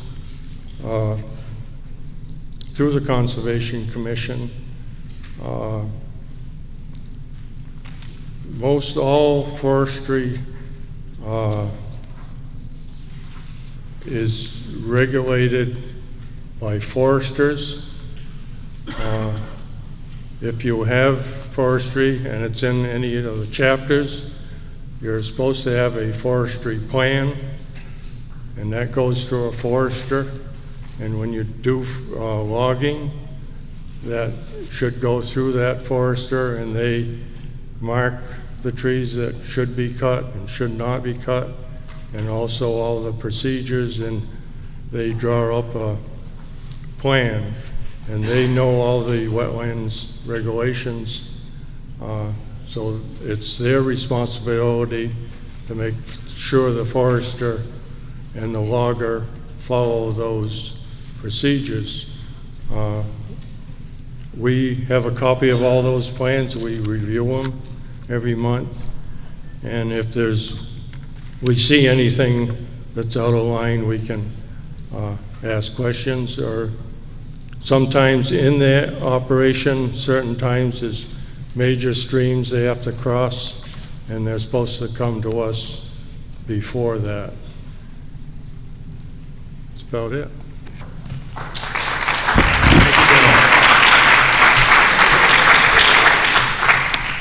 Next, we have the Land Stewardship Subcommittee, and Catherine Johnson's going to speak to that for about 3 minutes. It might be less. My name is Catherine, and I'm super duper not from New England, but I got here as quickly as I could. And I'm very sardonic, but I'll have to put it away for a minute just to admit there are several things I really love about this town. And it's so great to hear some new people doing other great things to love that I didn't know about. So thanks for coming. We are an advisory subcommittee to the Conservation Commission because their hands are a little full. And we're responsible to implement plans and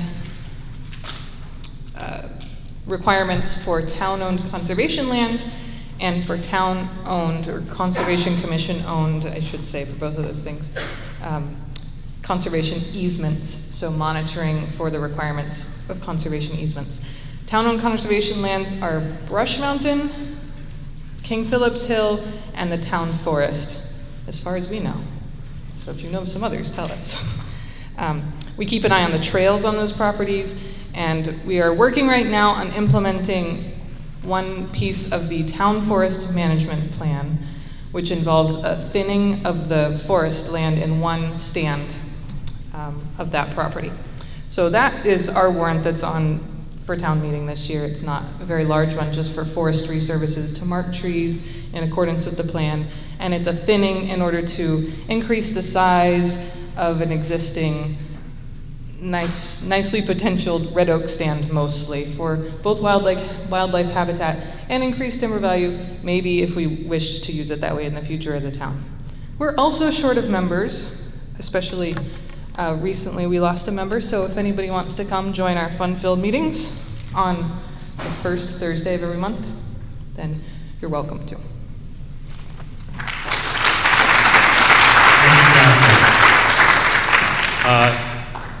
Is Andrew Vernon here? No, I'm subbing for him. Okay. Yeah, I guess you need that. I was inserted into the lineup here. For the Greater Northfield Watershed Association, my name is Bill Copeland. I'm one of the board of the Northfield Watershed Association. And we're a small organization with a specific mission to promote awareness of our local water resources and to protect them from potential threats, which is a serious issue in many parts of the world. We're fortunate here to have abundant clean water to enjoy for swimming and drinking, fishing, boating. But we think it pays to be vigilant and proactive. So hindsight doesn't do it when it comes to water resources. There are so many examples of avoidable compromise of this resource from Bennington to Bangladesh.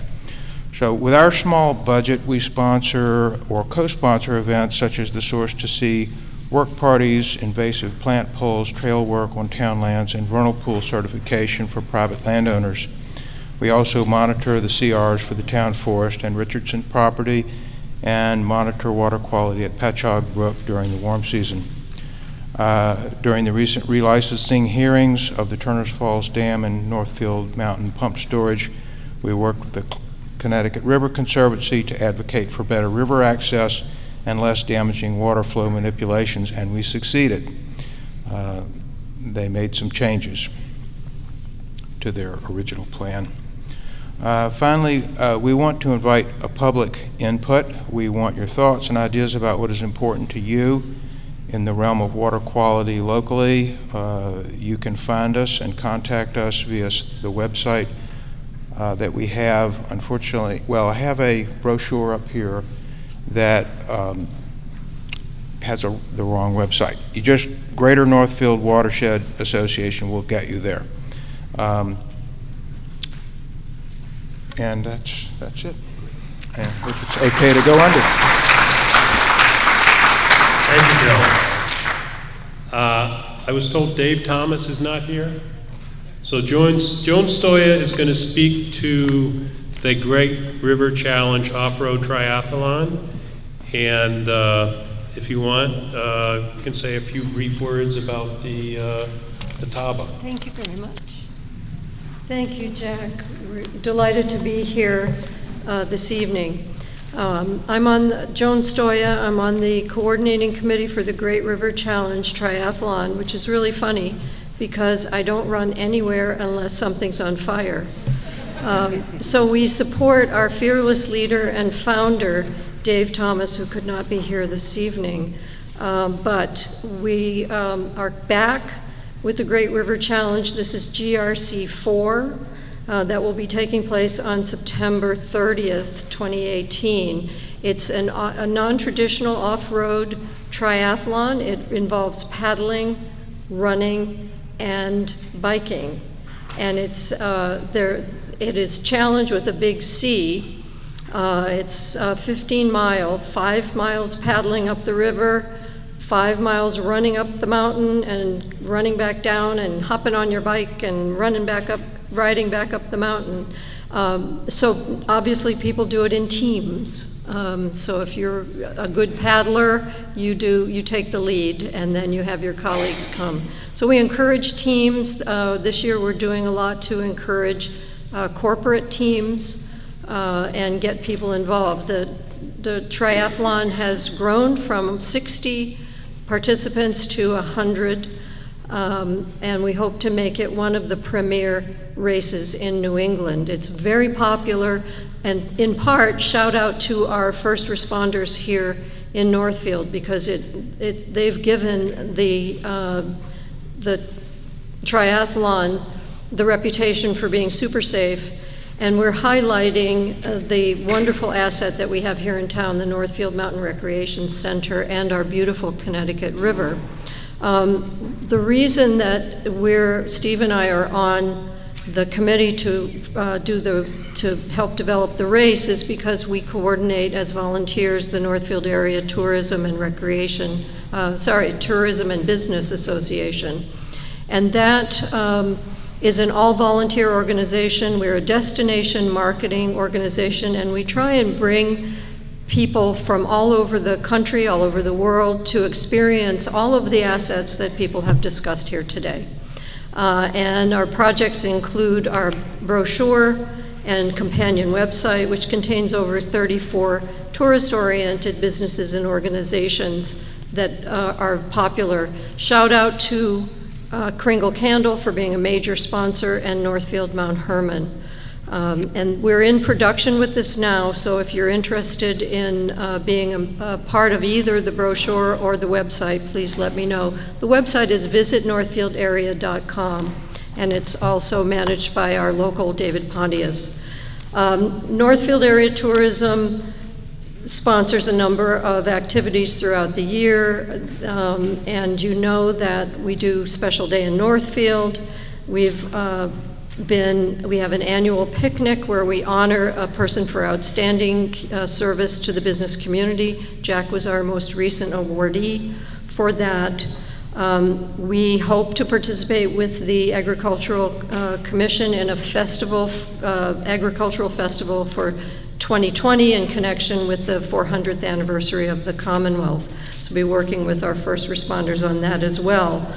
We co-sponsor the Day of History with the Northfield Historical Commission.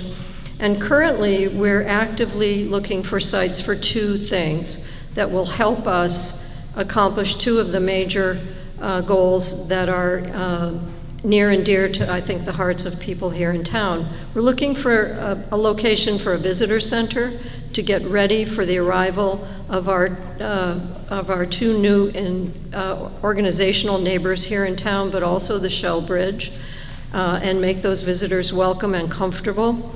And we're also looking for land for a business park where we can encourage businesses, clean businesses, to come to Northfield and provide the kind of jobs that support families with children. In so doing, that will also support the schools. So one of our, as you can tell, we work a lot in partnership, and I'm going to turn this over to Dennis to talk to you about our partnership with Northfield Kiwanis and all that they do. Thank you, Joan. My name is Dennis Merkin, the president of the Northfield Kiwanis. Northfield Kiwanis has been around for over 60 years now. We're a small club, but we do a lot of great things. One, we're sponsoring the Great River Challenge, and we sponsor the Boy Scout Troop and the Cub Scout Pack.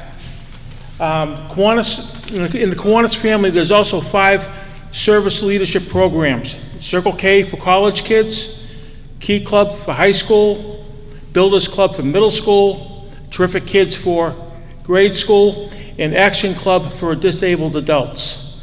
This year, we have given monies for clothing and food, and there was an additional monies given for a family that needed to offset gasoline expenses so they could take their loved ones to medical facilities. We sponsored the holiday fair and the Easter egg hunt last weekend. I would like to thank the Northfield PD and EMS, especially let the kids climb all over their equipment. I'm sure they have fingerprints where they were never there before. This year also, we're handing out 3 $750 scholarships. So if you know any seniors, make sure they get the paperwork in. Either the Pioneer Valley or Franklin Tech. And we are also a 501c3, so that means if you want to give us money, I'll be more than happy to take it. We'll put it in the foundation to be used in Northfield. And we meet in the first and third Mondays of the month in the multi-purpose room at the town hall at 7 o'clock. Thank you and have a good evening.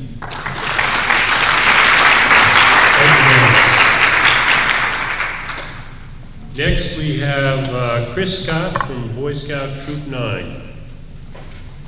Okay, I'm going to move around and I'm going to talk loud because I deal with kids between the ages of 10 and 18. So if you need to stand up and give some circulation to your lower extremities, because once the butt falls asleep, the brain follows shortly after. So feel free if you need to stand up.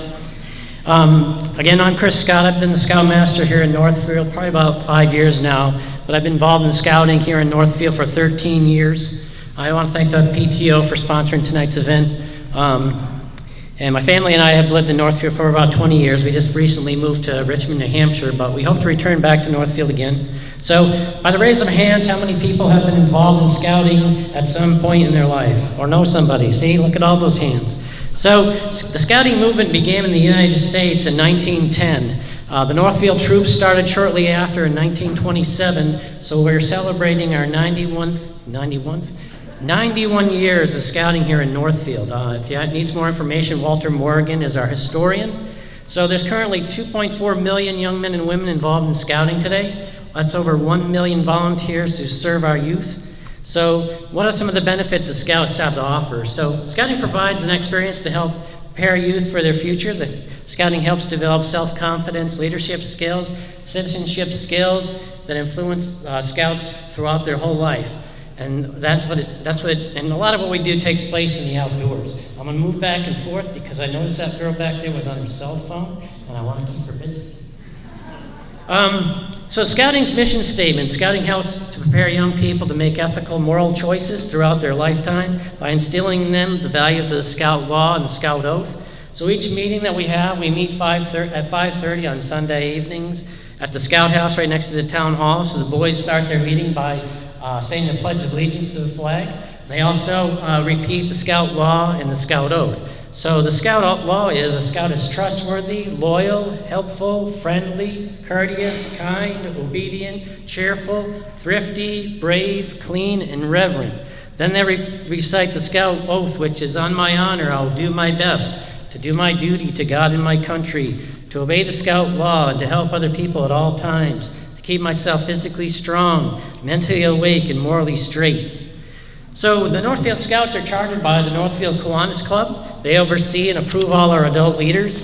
Our leaders then have to have a quarry check performed, take youth protection training, learn CPR and first aid, as well as been trained in positions of leadership. So the Scouts have the fun part. They get to choose from 135 different merit badges covering different topics that they can learn about: sports, first aid, camping, business, and even future careers. They run all their own meetings, they organize and plan their own activities, they cook their own food, and they look after each other. All the Scouts have the opportunity to reach Scouts' highest rank, and that's Eagle rank.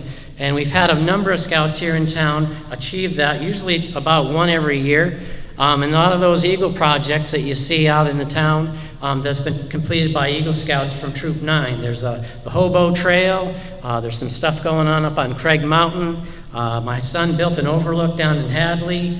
There has been some projects at the Trinitarian Church and St. Patrick's.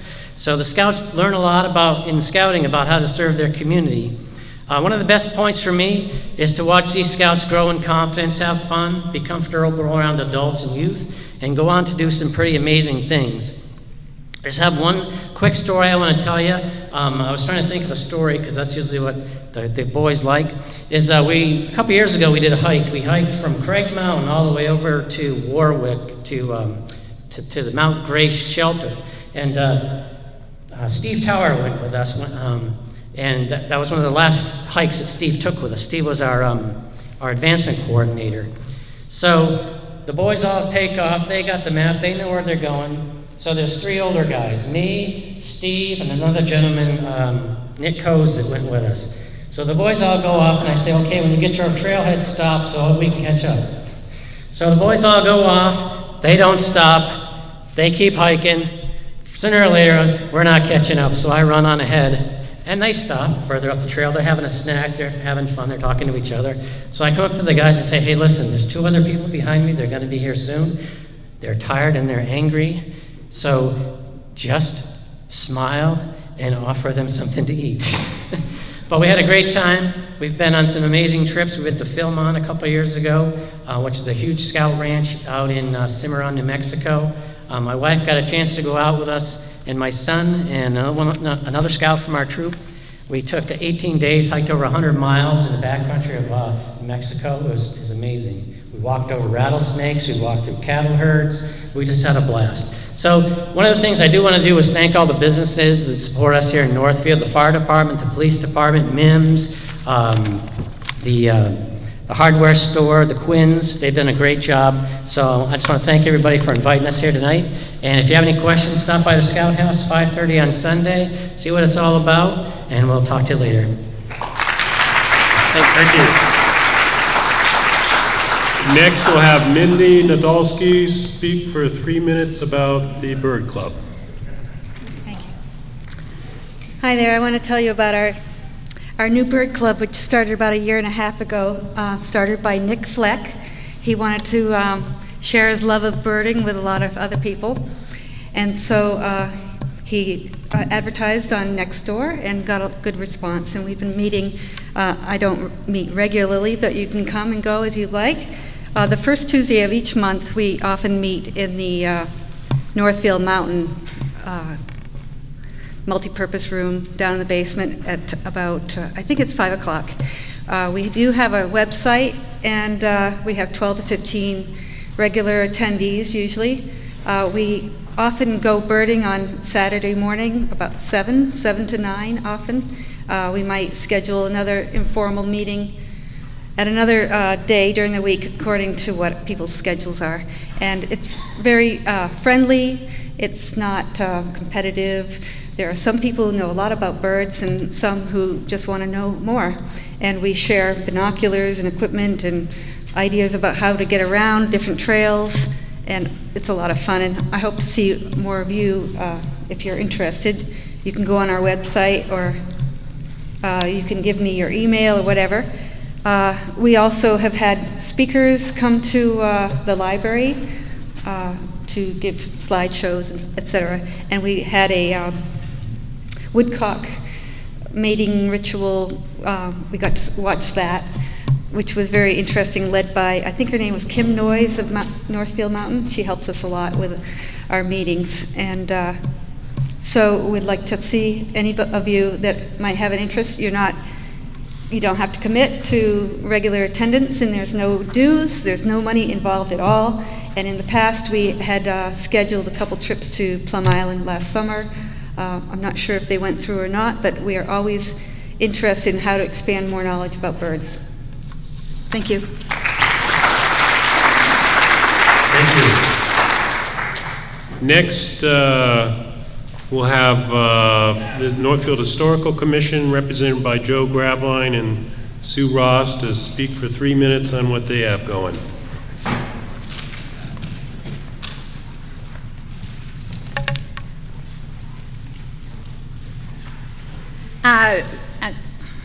The first thing that I want to make clear is that the Northfield Historical Commission is different from the Northfield Historical Society. And I actually am involved with both organizations, but the commission is actually commissioned by the Mass General laws. Every town in Massachusetts has an historical commission, and it must meet regularly and has responsibilities, the main responsibility being to keep an inventory of the historical resources that we have in our town. And that's not just papers, but the houses, the historical homes that we have, the historical buildings, historical sites, cemeteries, and we have, and as well, keep an inventory. We also have an inventory of the pre-colonial history as well, and Joe will speak a little bit about that. That's his bailiwick, so to speak. We meet a couple of times a month. We've been really busy, and we usually at least once or twice a year have special programs. This year in July, I can't remember the date, but it'll be advertised. We'll have some Native Americans, Abenaki tribe, from the Abenaki tribe, come back to Northfield. I think they'll be at Northfield Mountain again. We did that last summer as well. We have a warrant article, and Joe will talk about that. I think that's, you go ahead. Thank you. A few years back, when a pipeline decided that they wanted to put a compressor station and a major transfer line through Northfield, the Northfield Historical Commission realized how woefully unprepared we were to do diligence with our preservation work. So we got a hold of the Massachusetts Historical Commission and a number of other towns who informed us that any bylaws that a town has, and we also spoke to an attorney from the Federal Energy Regulatory Commission, and they all informed us that one of the best ways to take care of making sure that the town has a voice relevant to the security of its cultural resources is to have a bylaw in place. Without a bylaw, they can push their weight around quite easily and manage to make a lot of things happen that ought not to be happening. So we're really hoping that we can get your support on the bylaw that'll be on the warrant. We have a copy of it here. We have handouts as well. We've been on the Advisory Council for the National Park Service for the King Philip's War study program, going on 6 years now. The body of research and knowledge coming out of that group of people is unbelievable. This is the first program that the National Park Service has taken under regarding King Philip's War. We're doing a fabulous job on that. It's a lot of folks are involved in that. So I've been given the word to get my butt out of here. We're working on the Ames Trail thing and the licensing on the Connecticut River. We have a lot on our plate. We're hoping that you can continue to support us. Thank you very much.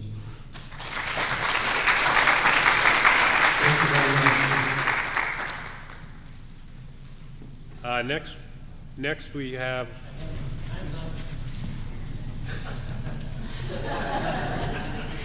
Marcia Eads.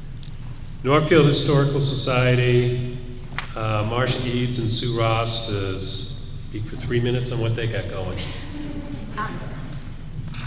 Marcia's going to do the whole thing because you've heard from me too much. Thank you. In the 1970s, I was a PTO mom right here at Northfield Elementary. The mountain project was just being built. Route 10 to Bernardston was called the New Road. When we wanted to travel from East Northfield to West Northfield, we drove across Shell Bridge. In 1981, my family and I moved to Connecticut and stayed there for 30 years. We kept our membership in the Historical Society. It was when we moved back to Northfield in 2011 that I realized what an historic time that period was. And 30 or 50 years from now, someone will want to know about us and the events that are taking place in Northfield right now, in 2018. We need to preserve this time. I look around and I see many people in the room who are already members of the Historical Society. But we would like to invite all of you to become members. The Historical Society is an all-volunteer, nonprofit organization. We get no funding from the town. Our income comes from memberships, donations, legacies, grants, and whatever fundraising we can muster. What do? We sponsor programs for the public. You might have attended talks last year on West Northfield, on the summer conferences, or the line of forts. We maintain the Northfield History Museum on Pine Street, the building, the grounds, 3 floors of artifacts, documents, and memorabilia. We host the Northfield Elementary School 5th graders who visit the museum in June. We work with researchers who are looking for information on people, places, or events with a Northfield connection. We believe everyone in Northfield should be a member of the Northfield Historical Society. As a member, you can be as active or as inactive as you want. You might help organize the collection, maintain the building, assist with fundraising, or you might choose just to help out financially. Memberships start as little as $10 for individuals and $15 for a family. Please take a pamphlet from the table, or if you're not a member, our contact information is in tonight's program. We hope you will be considering joining the Northfield Historical Society. Thank you.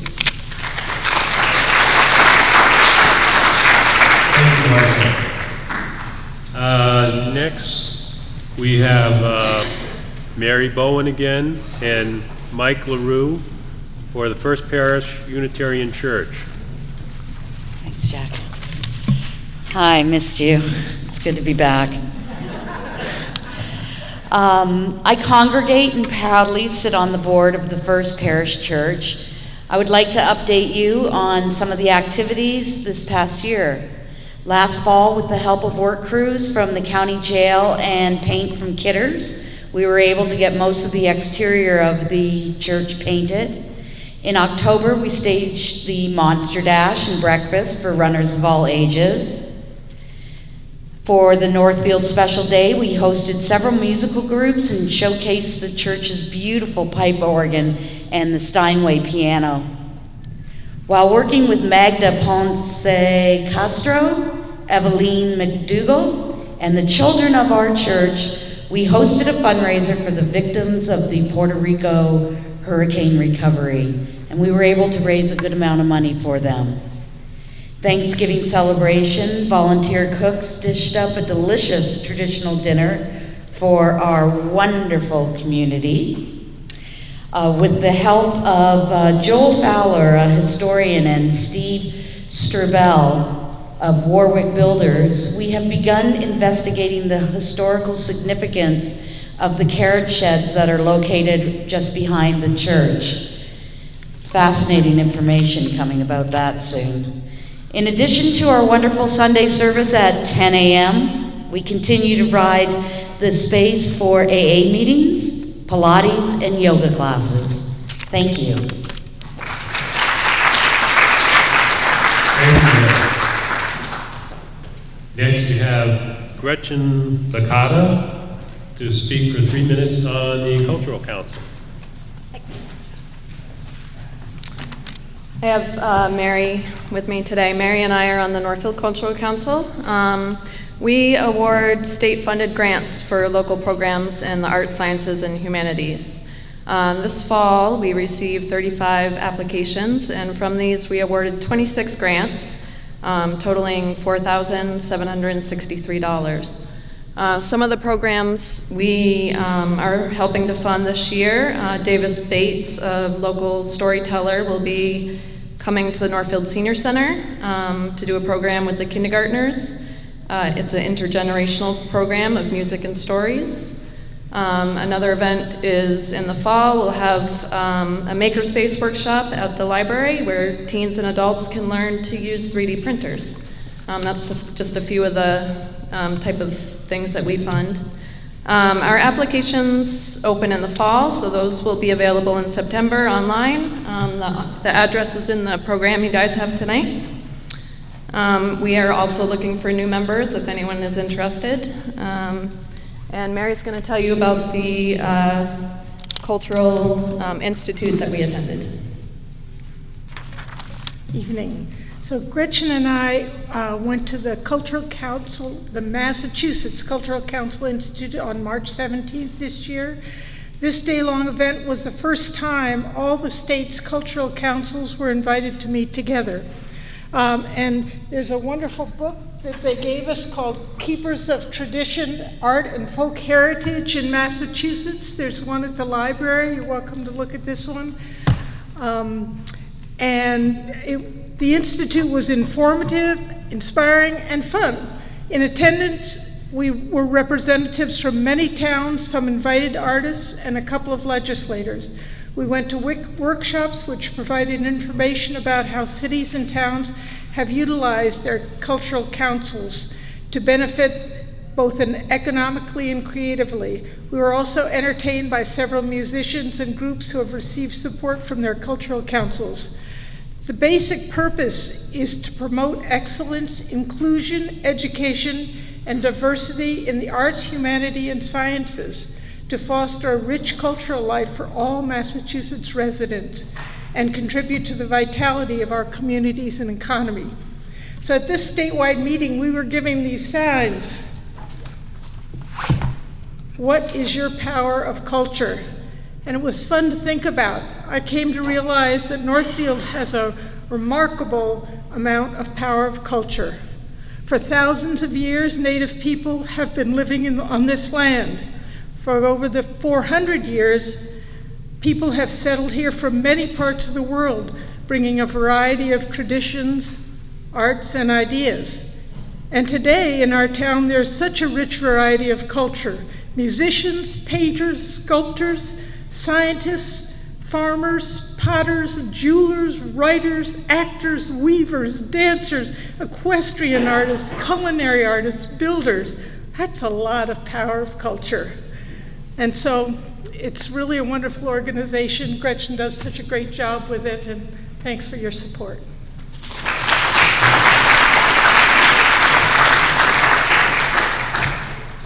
Next, we'll have Bob Henry speak regarding the VFW for 3 minutes. All right, I don't need the microphone. Can everyone hear me? I'd rather not use it, because I'd rather not But everything's in your favor tonight because my body's telling me 2 minutes, I better be in the men's room. And I got this guy sitting over here next to me who's telling me you'll never get, no names, but you'll never see a transfer sticker again if you go over 2 minutes. So I got two things going for you tonight. The VFW, again, Bob Henry, I'm the current commander of the VFW. We've got a bunch of great guys over there. We have about 60 members, fluctuates between 57 and 60. We have about 15 or 60 active, which is pretty good for a small town VFW. But just so you know, the Shelburne post isn't real active. The Greenfield post isn't real active.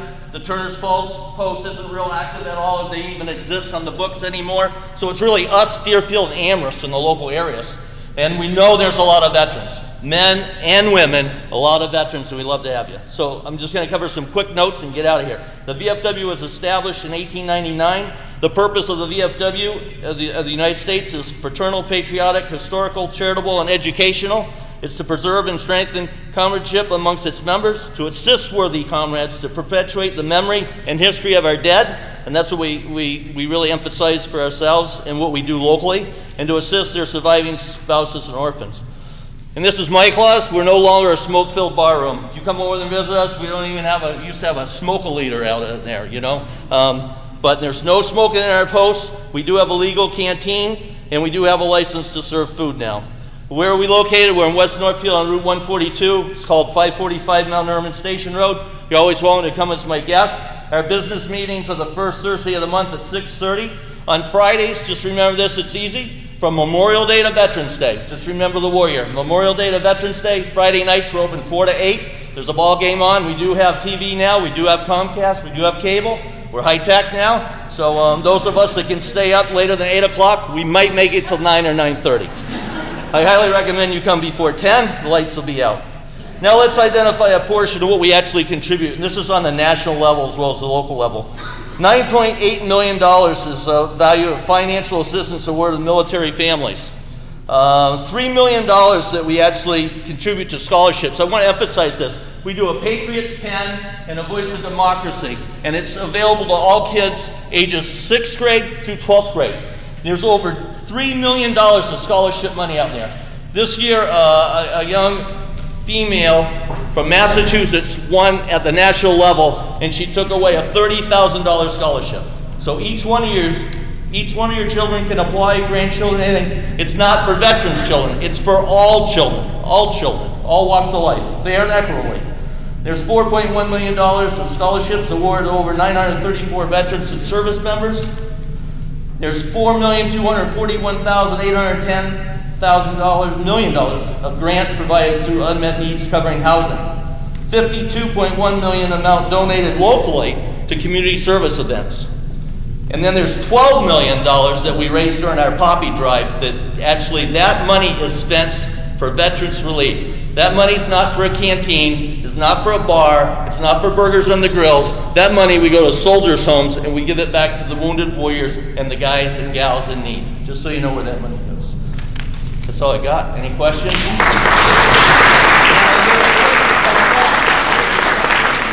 Lastly, we do have a Facebook page. It's VFW Post 9874 on Facebook. Thank you. Thank you, Bob. I think Cheryl's going to declare you most valuable presenter. Next we have Dan Campbell, our town clerk, and he'll speak on everything he does for 3 minutes. Everything I do for 3 minutes? I don't need one of those, by the way. Actually, I do a lot of things as far as doing that. I carry a lot of hats, just like Bill Llewellyn there, but I'm going to talk about one thing in particular. And I'm going to use my hat as the chief officer. There you go. See, that's what I have for not looking at my notes. Chief Election Officer. Okay, we have 4 important dates coming up. May 7th, May 8th, September 4th, and November 6th. Those are the days that you will go and vote and participate in your town. The first 2 are the most important. On Monday, the 7th of May, you're going to go to your town meeting. The town meeting is going to be held at Pioneer Valley School. The next day is your town elections. The September 4th is actually the primary. In primaries, if you are registered as a Republican, you can only use a Republican ballot. Only use it if you're a Democrat. If you are unenrolled, which is like independent used to be, you can take either one of those ballots. So when you go in to vote for that day, remember that. The last day that is extremely important is also, it's going to be November 6th, and that's a Tuesday. Now you cannot participate unless you're registered to vote. Some people have the feeling that they have to register to vote every single year. You do not. You can, once you're registered in the town that you're living in, you're good. When you go to change your license, you don't have to check that little box that says, do you want to register to vote? Because what happens with that, it comes back to me and says duplicate. Oh, I'm going to have to change that. You're going to get a note saying, did you change anything to do with registration? If you want to change from Republican, Democrat to unenrolled or vice versa, you have to come and see me. You cannot do that on your street list that everybody got the first of the year. There's another thing you don't do. There's a couple of little lines that said, M means moved, D means deceased. Does not mean married or dead. And actually, it doesn't mean married or divorced. It means moved or deceased. I have to make a few phone calls every year to see if the person that signed on the bottom was actually deceased. They were not. Or they moved. They did not. So with that said, basically, you know, the biggest thing we have for our town here, the thing that you can get is our town elections and our town meetings. Last year, our town meeting, we had a grand total of 140 people show up out of about 2,200 registered voters in the town. The next day, the annual town election, we had 147 people show up to vote on the town election. Those are the two most important things that you can do for your town that you really have a say in. Come on out and vote. Come out and participate. And with that, I'm going to sit down.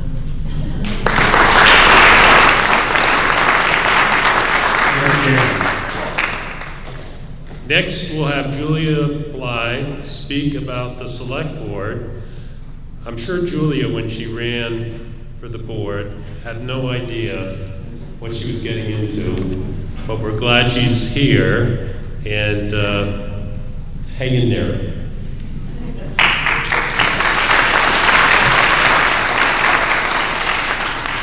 Thanks, Jack. It's true. So I am the newbie on the board, so if I make mistakes here, feel free to make faces at me or whatever. Wow, hearing from all of you guys tonight really makes me appreciate what a great town we live in. All right, so about the select board. We're responsible for carrying out decisions made at town meeting, for approving bills and payroll, for awarding bids and contracts, and for appointing people to boards and committees. And we always have lots of openings, as you've heard from certain committee members tonight. So check out our website, and there's a list of openings. And we have a citizen interest form. If you're interested in serving on anything, you can turn that into our town secretary, and we'll be delighted to appoint you to something. We always seek to provide an open forum for citizens who want to provide input into our town. And so our meetings are every other Tuesday at 7 p.m. at the town hall. Hope to see you there. Oh, 6. I'm sorry, return. So you should. I'm glad you made faces. Let's see. We work a lot with all the other boards and committees in town on all sorts of things. This year, this includes working with the Energy Committee on electric aggregation for town buildings, with the Board of Health for creating a recycling coordinator position, working with the Shell Bridge Advisory Committee and the Department of Transportation on bridge designs.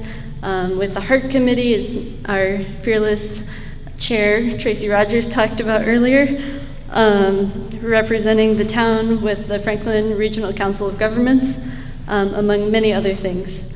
And to me, this is the way a town really should work, everybody working together for the good of the people, and the Select Board is proud to do our part.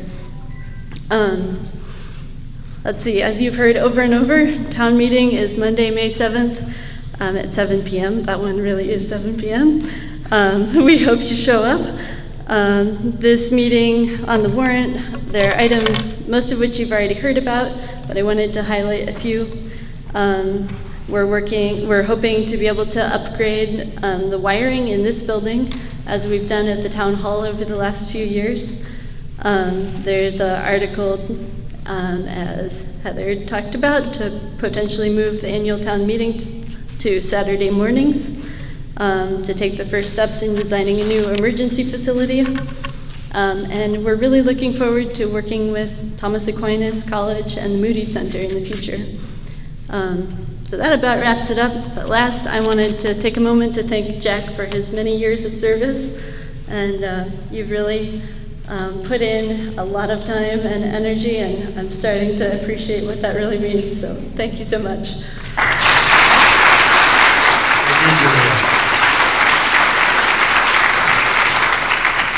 Next, we'll have Julia Wiggin representing the Moody Center.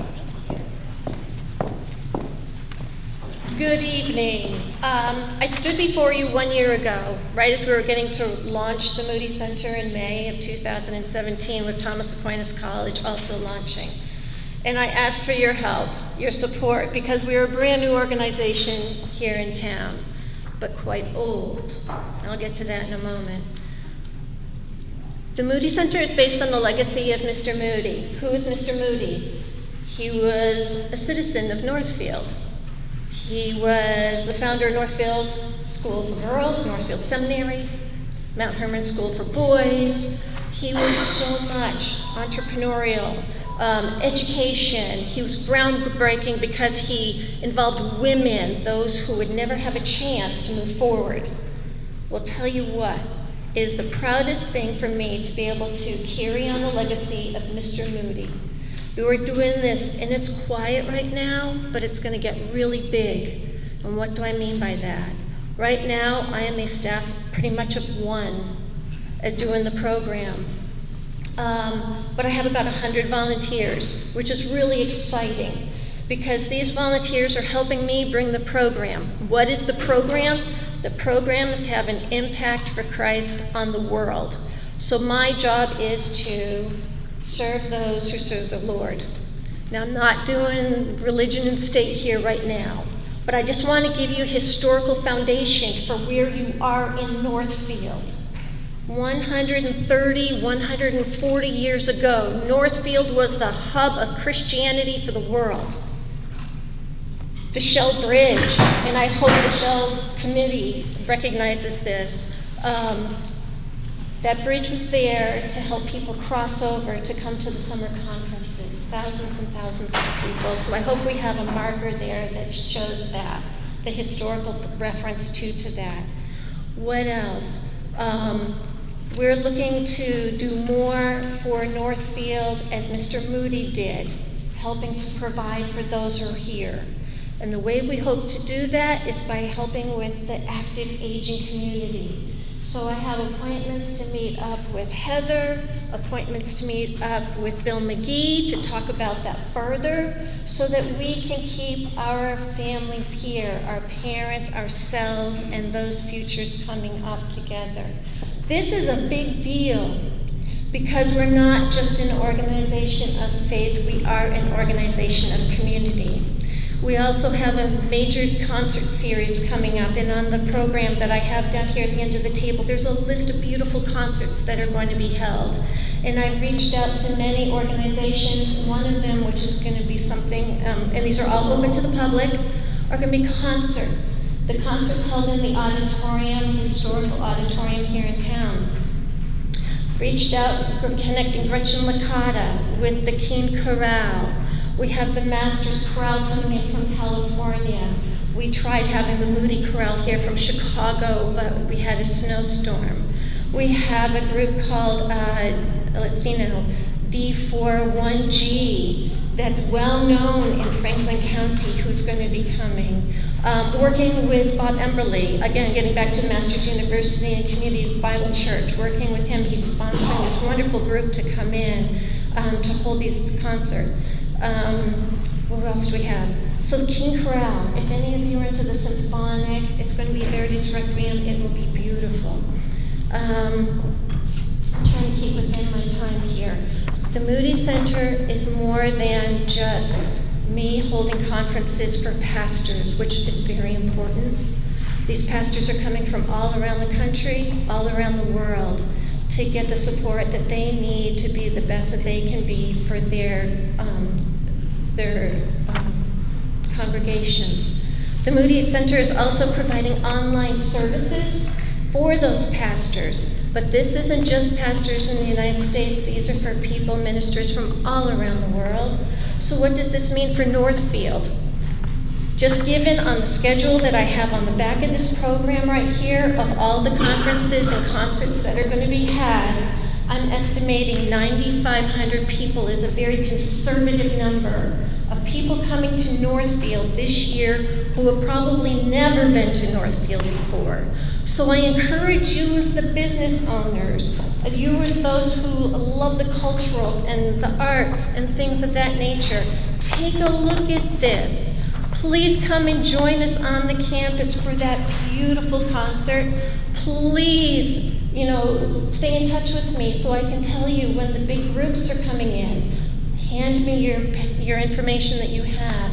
I will share it with all of our guests. We're looking forward to that. And let's see now, what else we have? Oh, the museum. We intend on getting the Museum of Mr. Moody's Legacy going. So we're going to be talking to the Historical Society about that for more support, and also, builders, and we're going to be looking for docents, and then we're going to have D.L. Moody Days. And if any of you have in your attics, anywhere, in your homes, or you know of people who have any memorabilia from the summer conferences, anything of the historical reference, please feel free to share it. Put it on loan to us for the museum. It's going to be, again, part of our history of Northfield. And there's so much more. I'm running out of my time right now, but this is one of the last things I'm going to ask of you. When we have these 9,500 visitors come to town this year, and someone stops you on the street saying, hey, I'm from out of town, how do I get up to the Moody Center, or how do I get up to the Moody gravesite, Mr. and Mrs. Moody's gravesite? It's really easy. It's right off of Moody Street, right up there. So please, direct them up there, and they will serve you well. Thank you.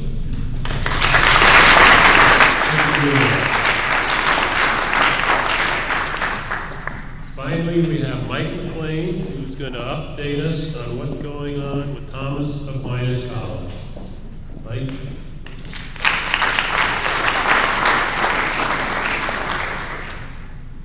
Thank you, Jack.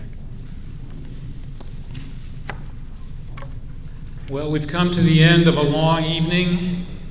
I know we're all tired, so I'm going to do my very best to limit my remarks to about an hour and 20 minutes. Okay, so just settle in. As I'm sure most of you know, I'm sure all of you know, early in December, Southern California was hit by a wildfire. This fire became known as the Thomas Fire for Thomas Aquinas College because it actually started about 1/4 mile south of our campus. Now, driven by high winds and fed by dry vegetation, this fire eventually burned around 300,000 acres in Southern California and became the largest wildfire in recorded California history. As a matter of fact, the fire burned right to the perimeter of our campus.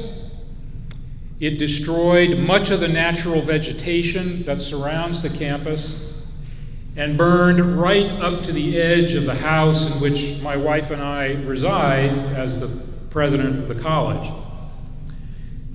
Fortunately, we were able to evacuate our students in about 30 minutes and got them all into safe havens quickly and safely. And thanks to the dedication and courage and heroism of the U.S. Forest Service firefighters, the campus suffered no structural damage. So all of our buildings were saved and preserved as a result of their great efforts. Now, I mention this just to reassure you that if Thomas Aquinas College comes to Northfield, it does not mean that a natural disaster is imminent. We hope this will be the one and only natural disaster that the name of Thomas Aquinas College is ever associated with in its history. So please, don't worry about that. Max Marcus's article in the April 4th Recorder summarized very well the college's current status with respect to gaining the approval of the Massachusetts Board of Higher Education to open in Northfield. The process has been going on for almost a year now and has included a site visit on the campus from a team of educators from New England, followed by a series of back and forth written reports in which we have endeavored to address the visiting team's recommendations. The process has progressed to the point where we are now communicating directly with the Massachusetts Department of Higher Education staff, and as Max reported, the staff says we are, quote, nearing the final phase, unquote. Now, I want to commend the Department of Higher Education for the care with which they are carrying out their oversight and due diligence responsibilities.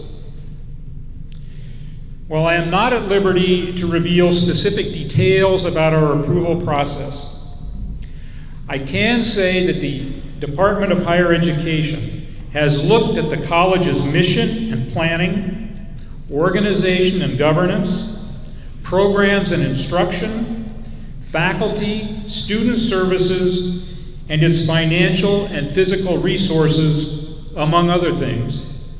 And I can honestly say that the college has initiated some improvements in a number of these areas thanks to the department's recommendations.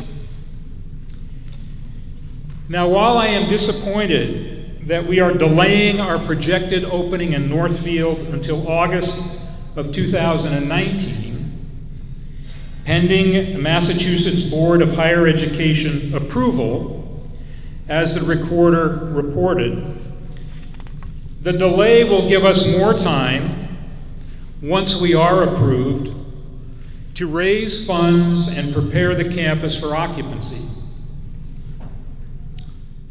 Now, as may be apparent to many of you, we have limited our expenditures and activities on the campus while the process has moved forward. We can't prejudge the outcome, and as I'm sure you understand, we must use our resources very prudently.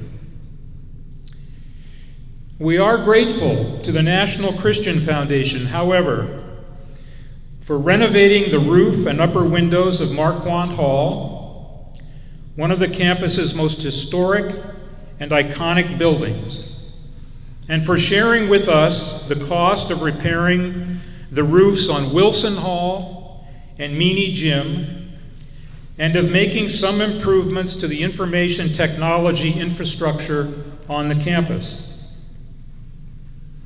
These repairs will help to preserve the buildings and protect them from any further damage and deterioration.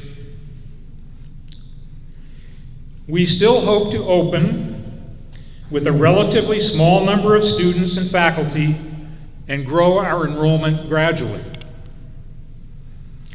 Our goal is, as it has always been, to replicate the Great Books program, which has been so successful on the West Coast, has won the admiration of our accreditors and educators far and wide, and has provided our graduates with the means of leading fulfilling lives of service to their communities, their country, and their church.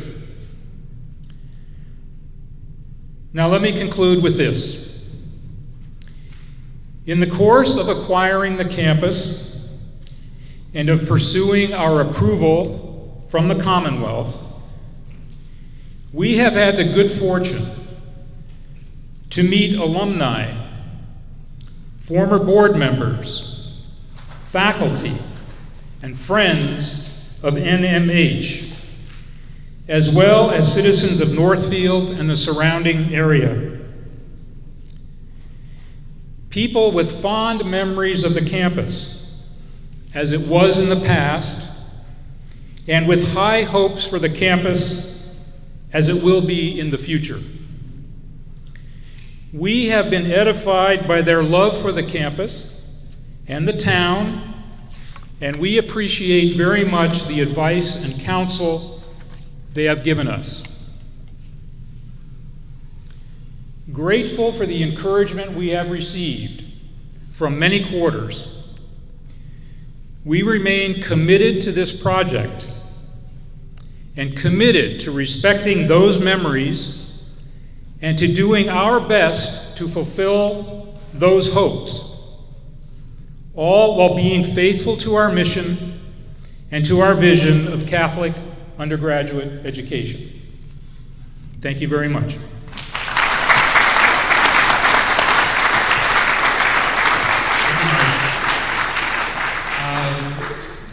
That's the show. I want to close by thanking Cheryl. A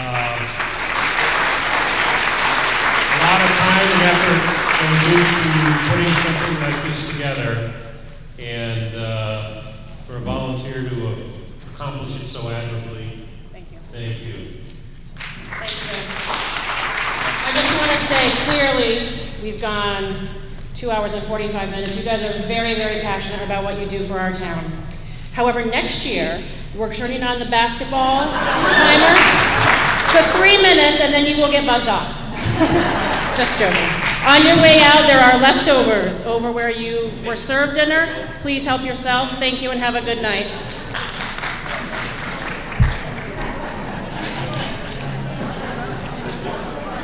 Yeah.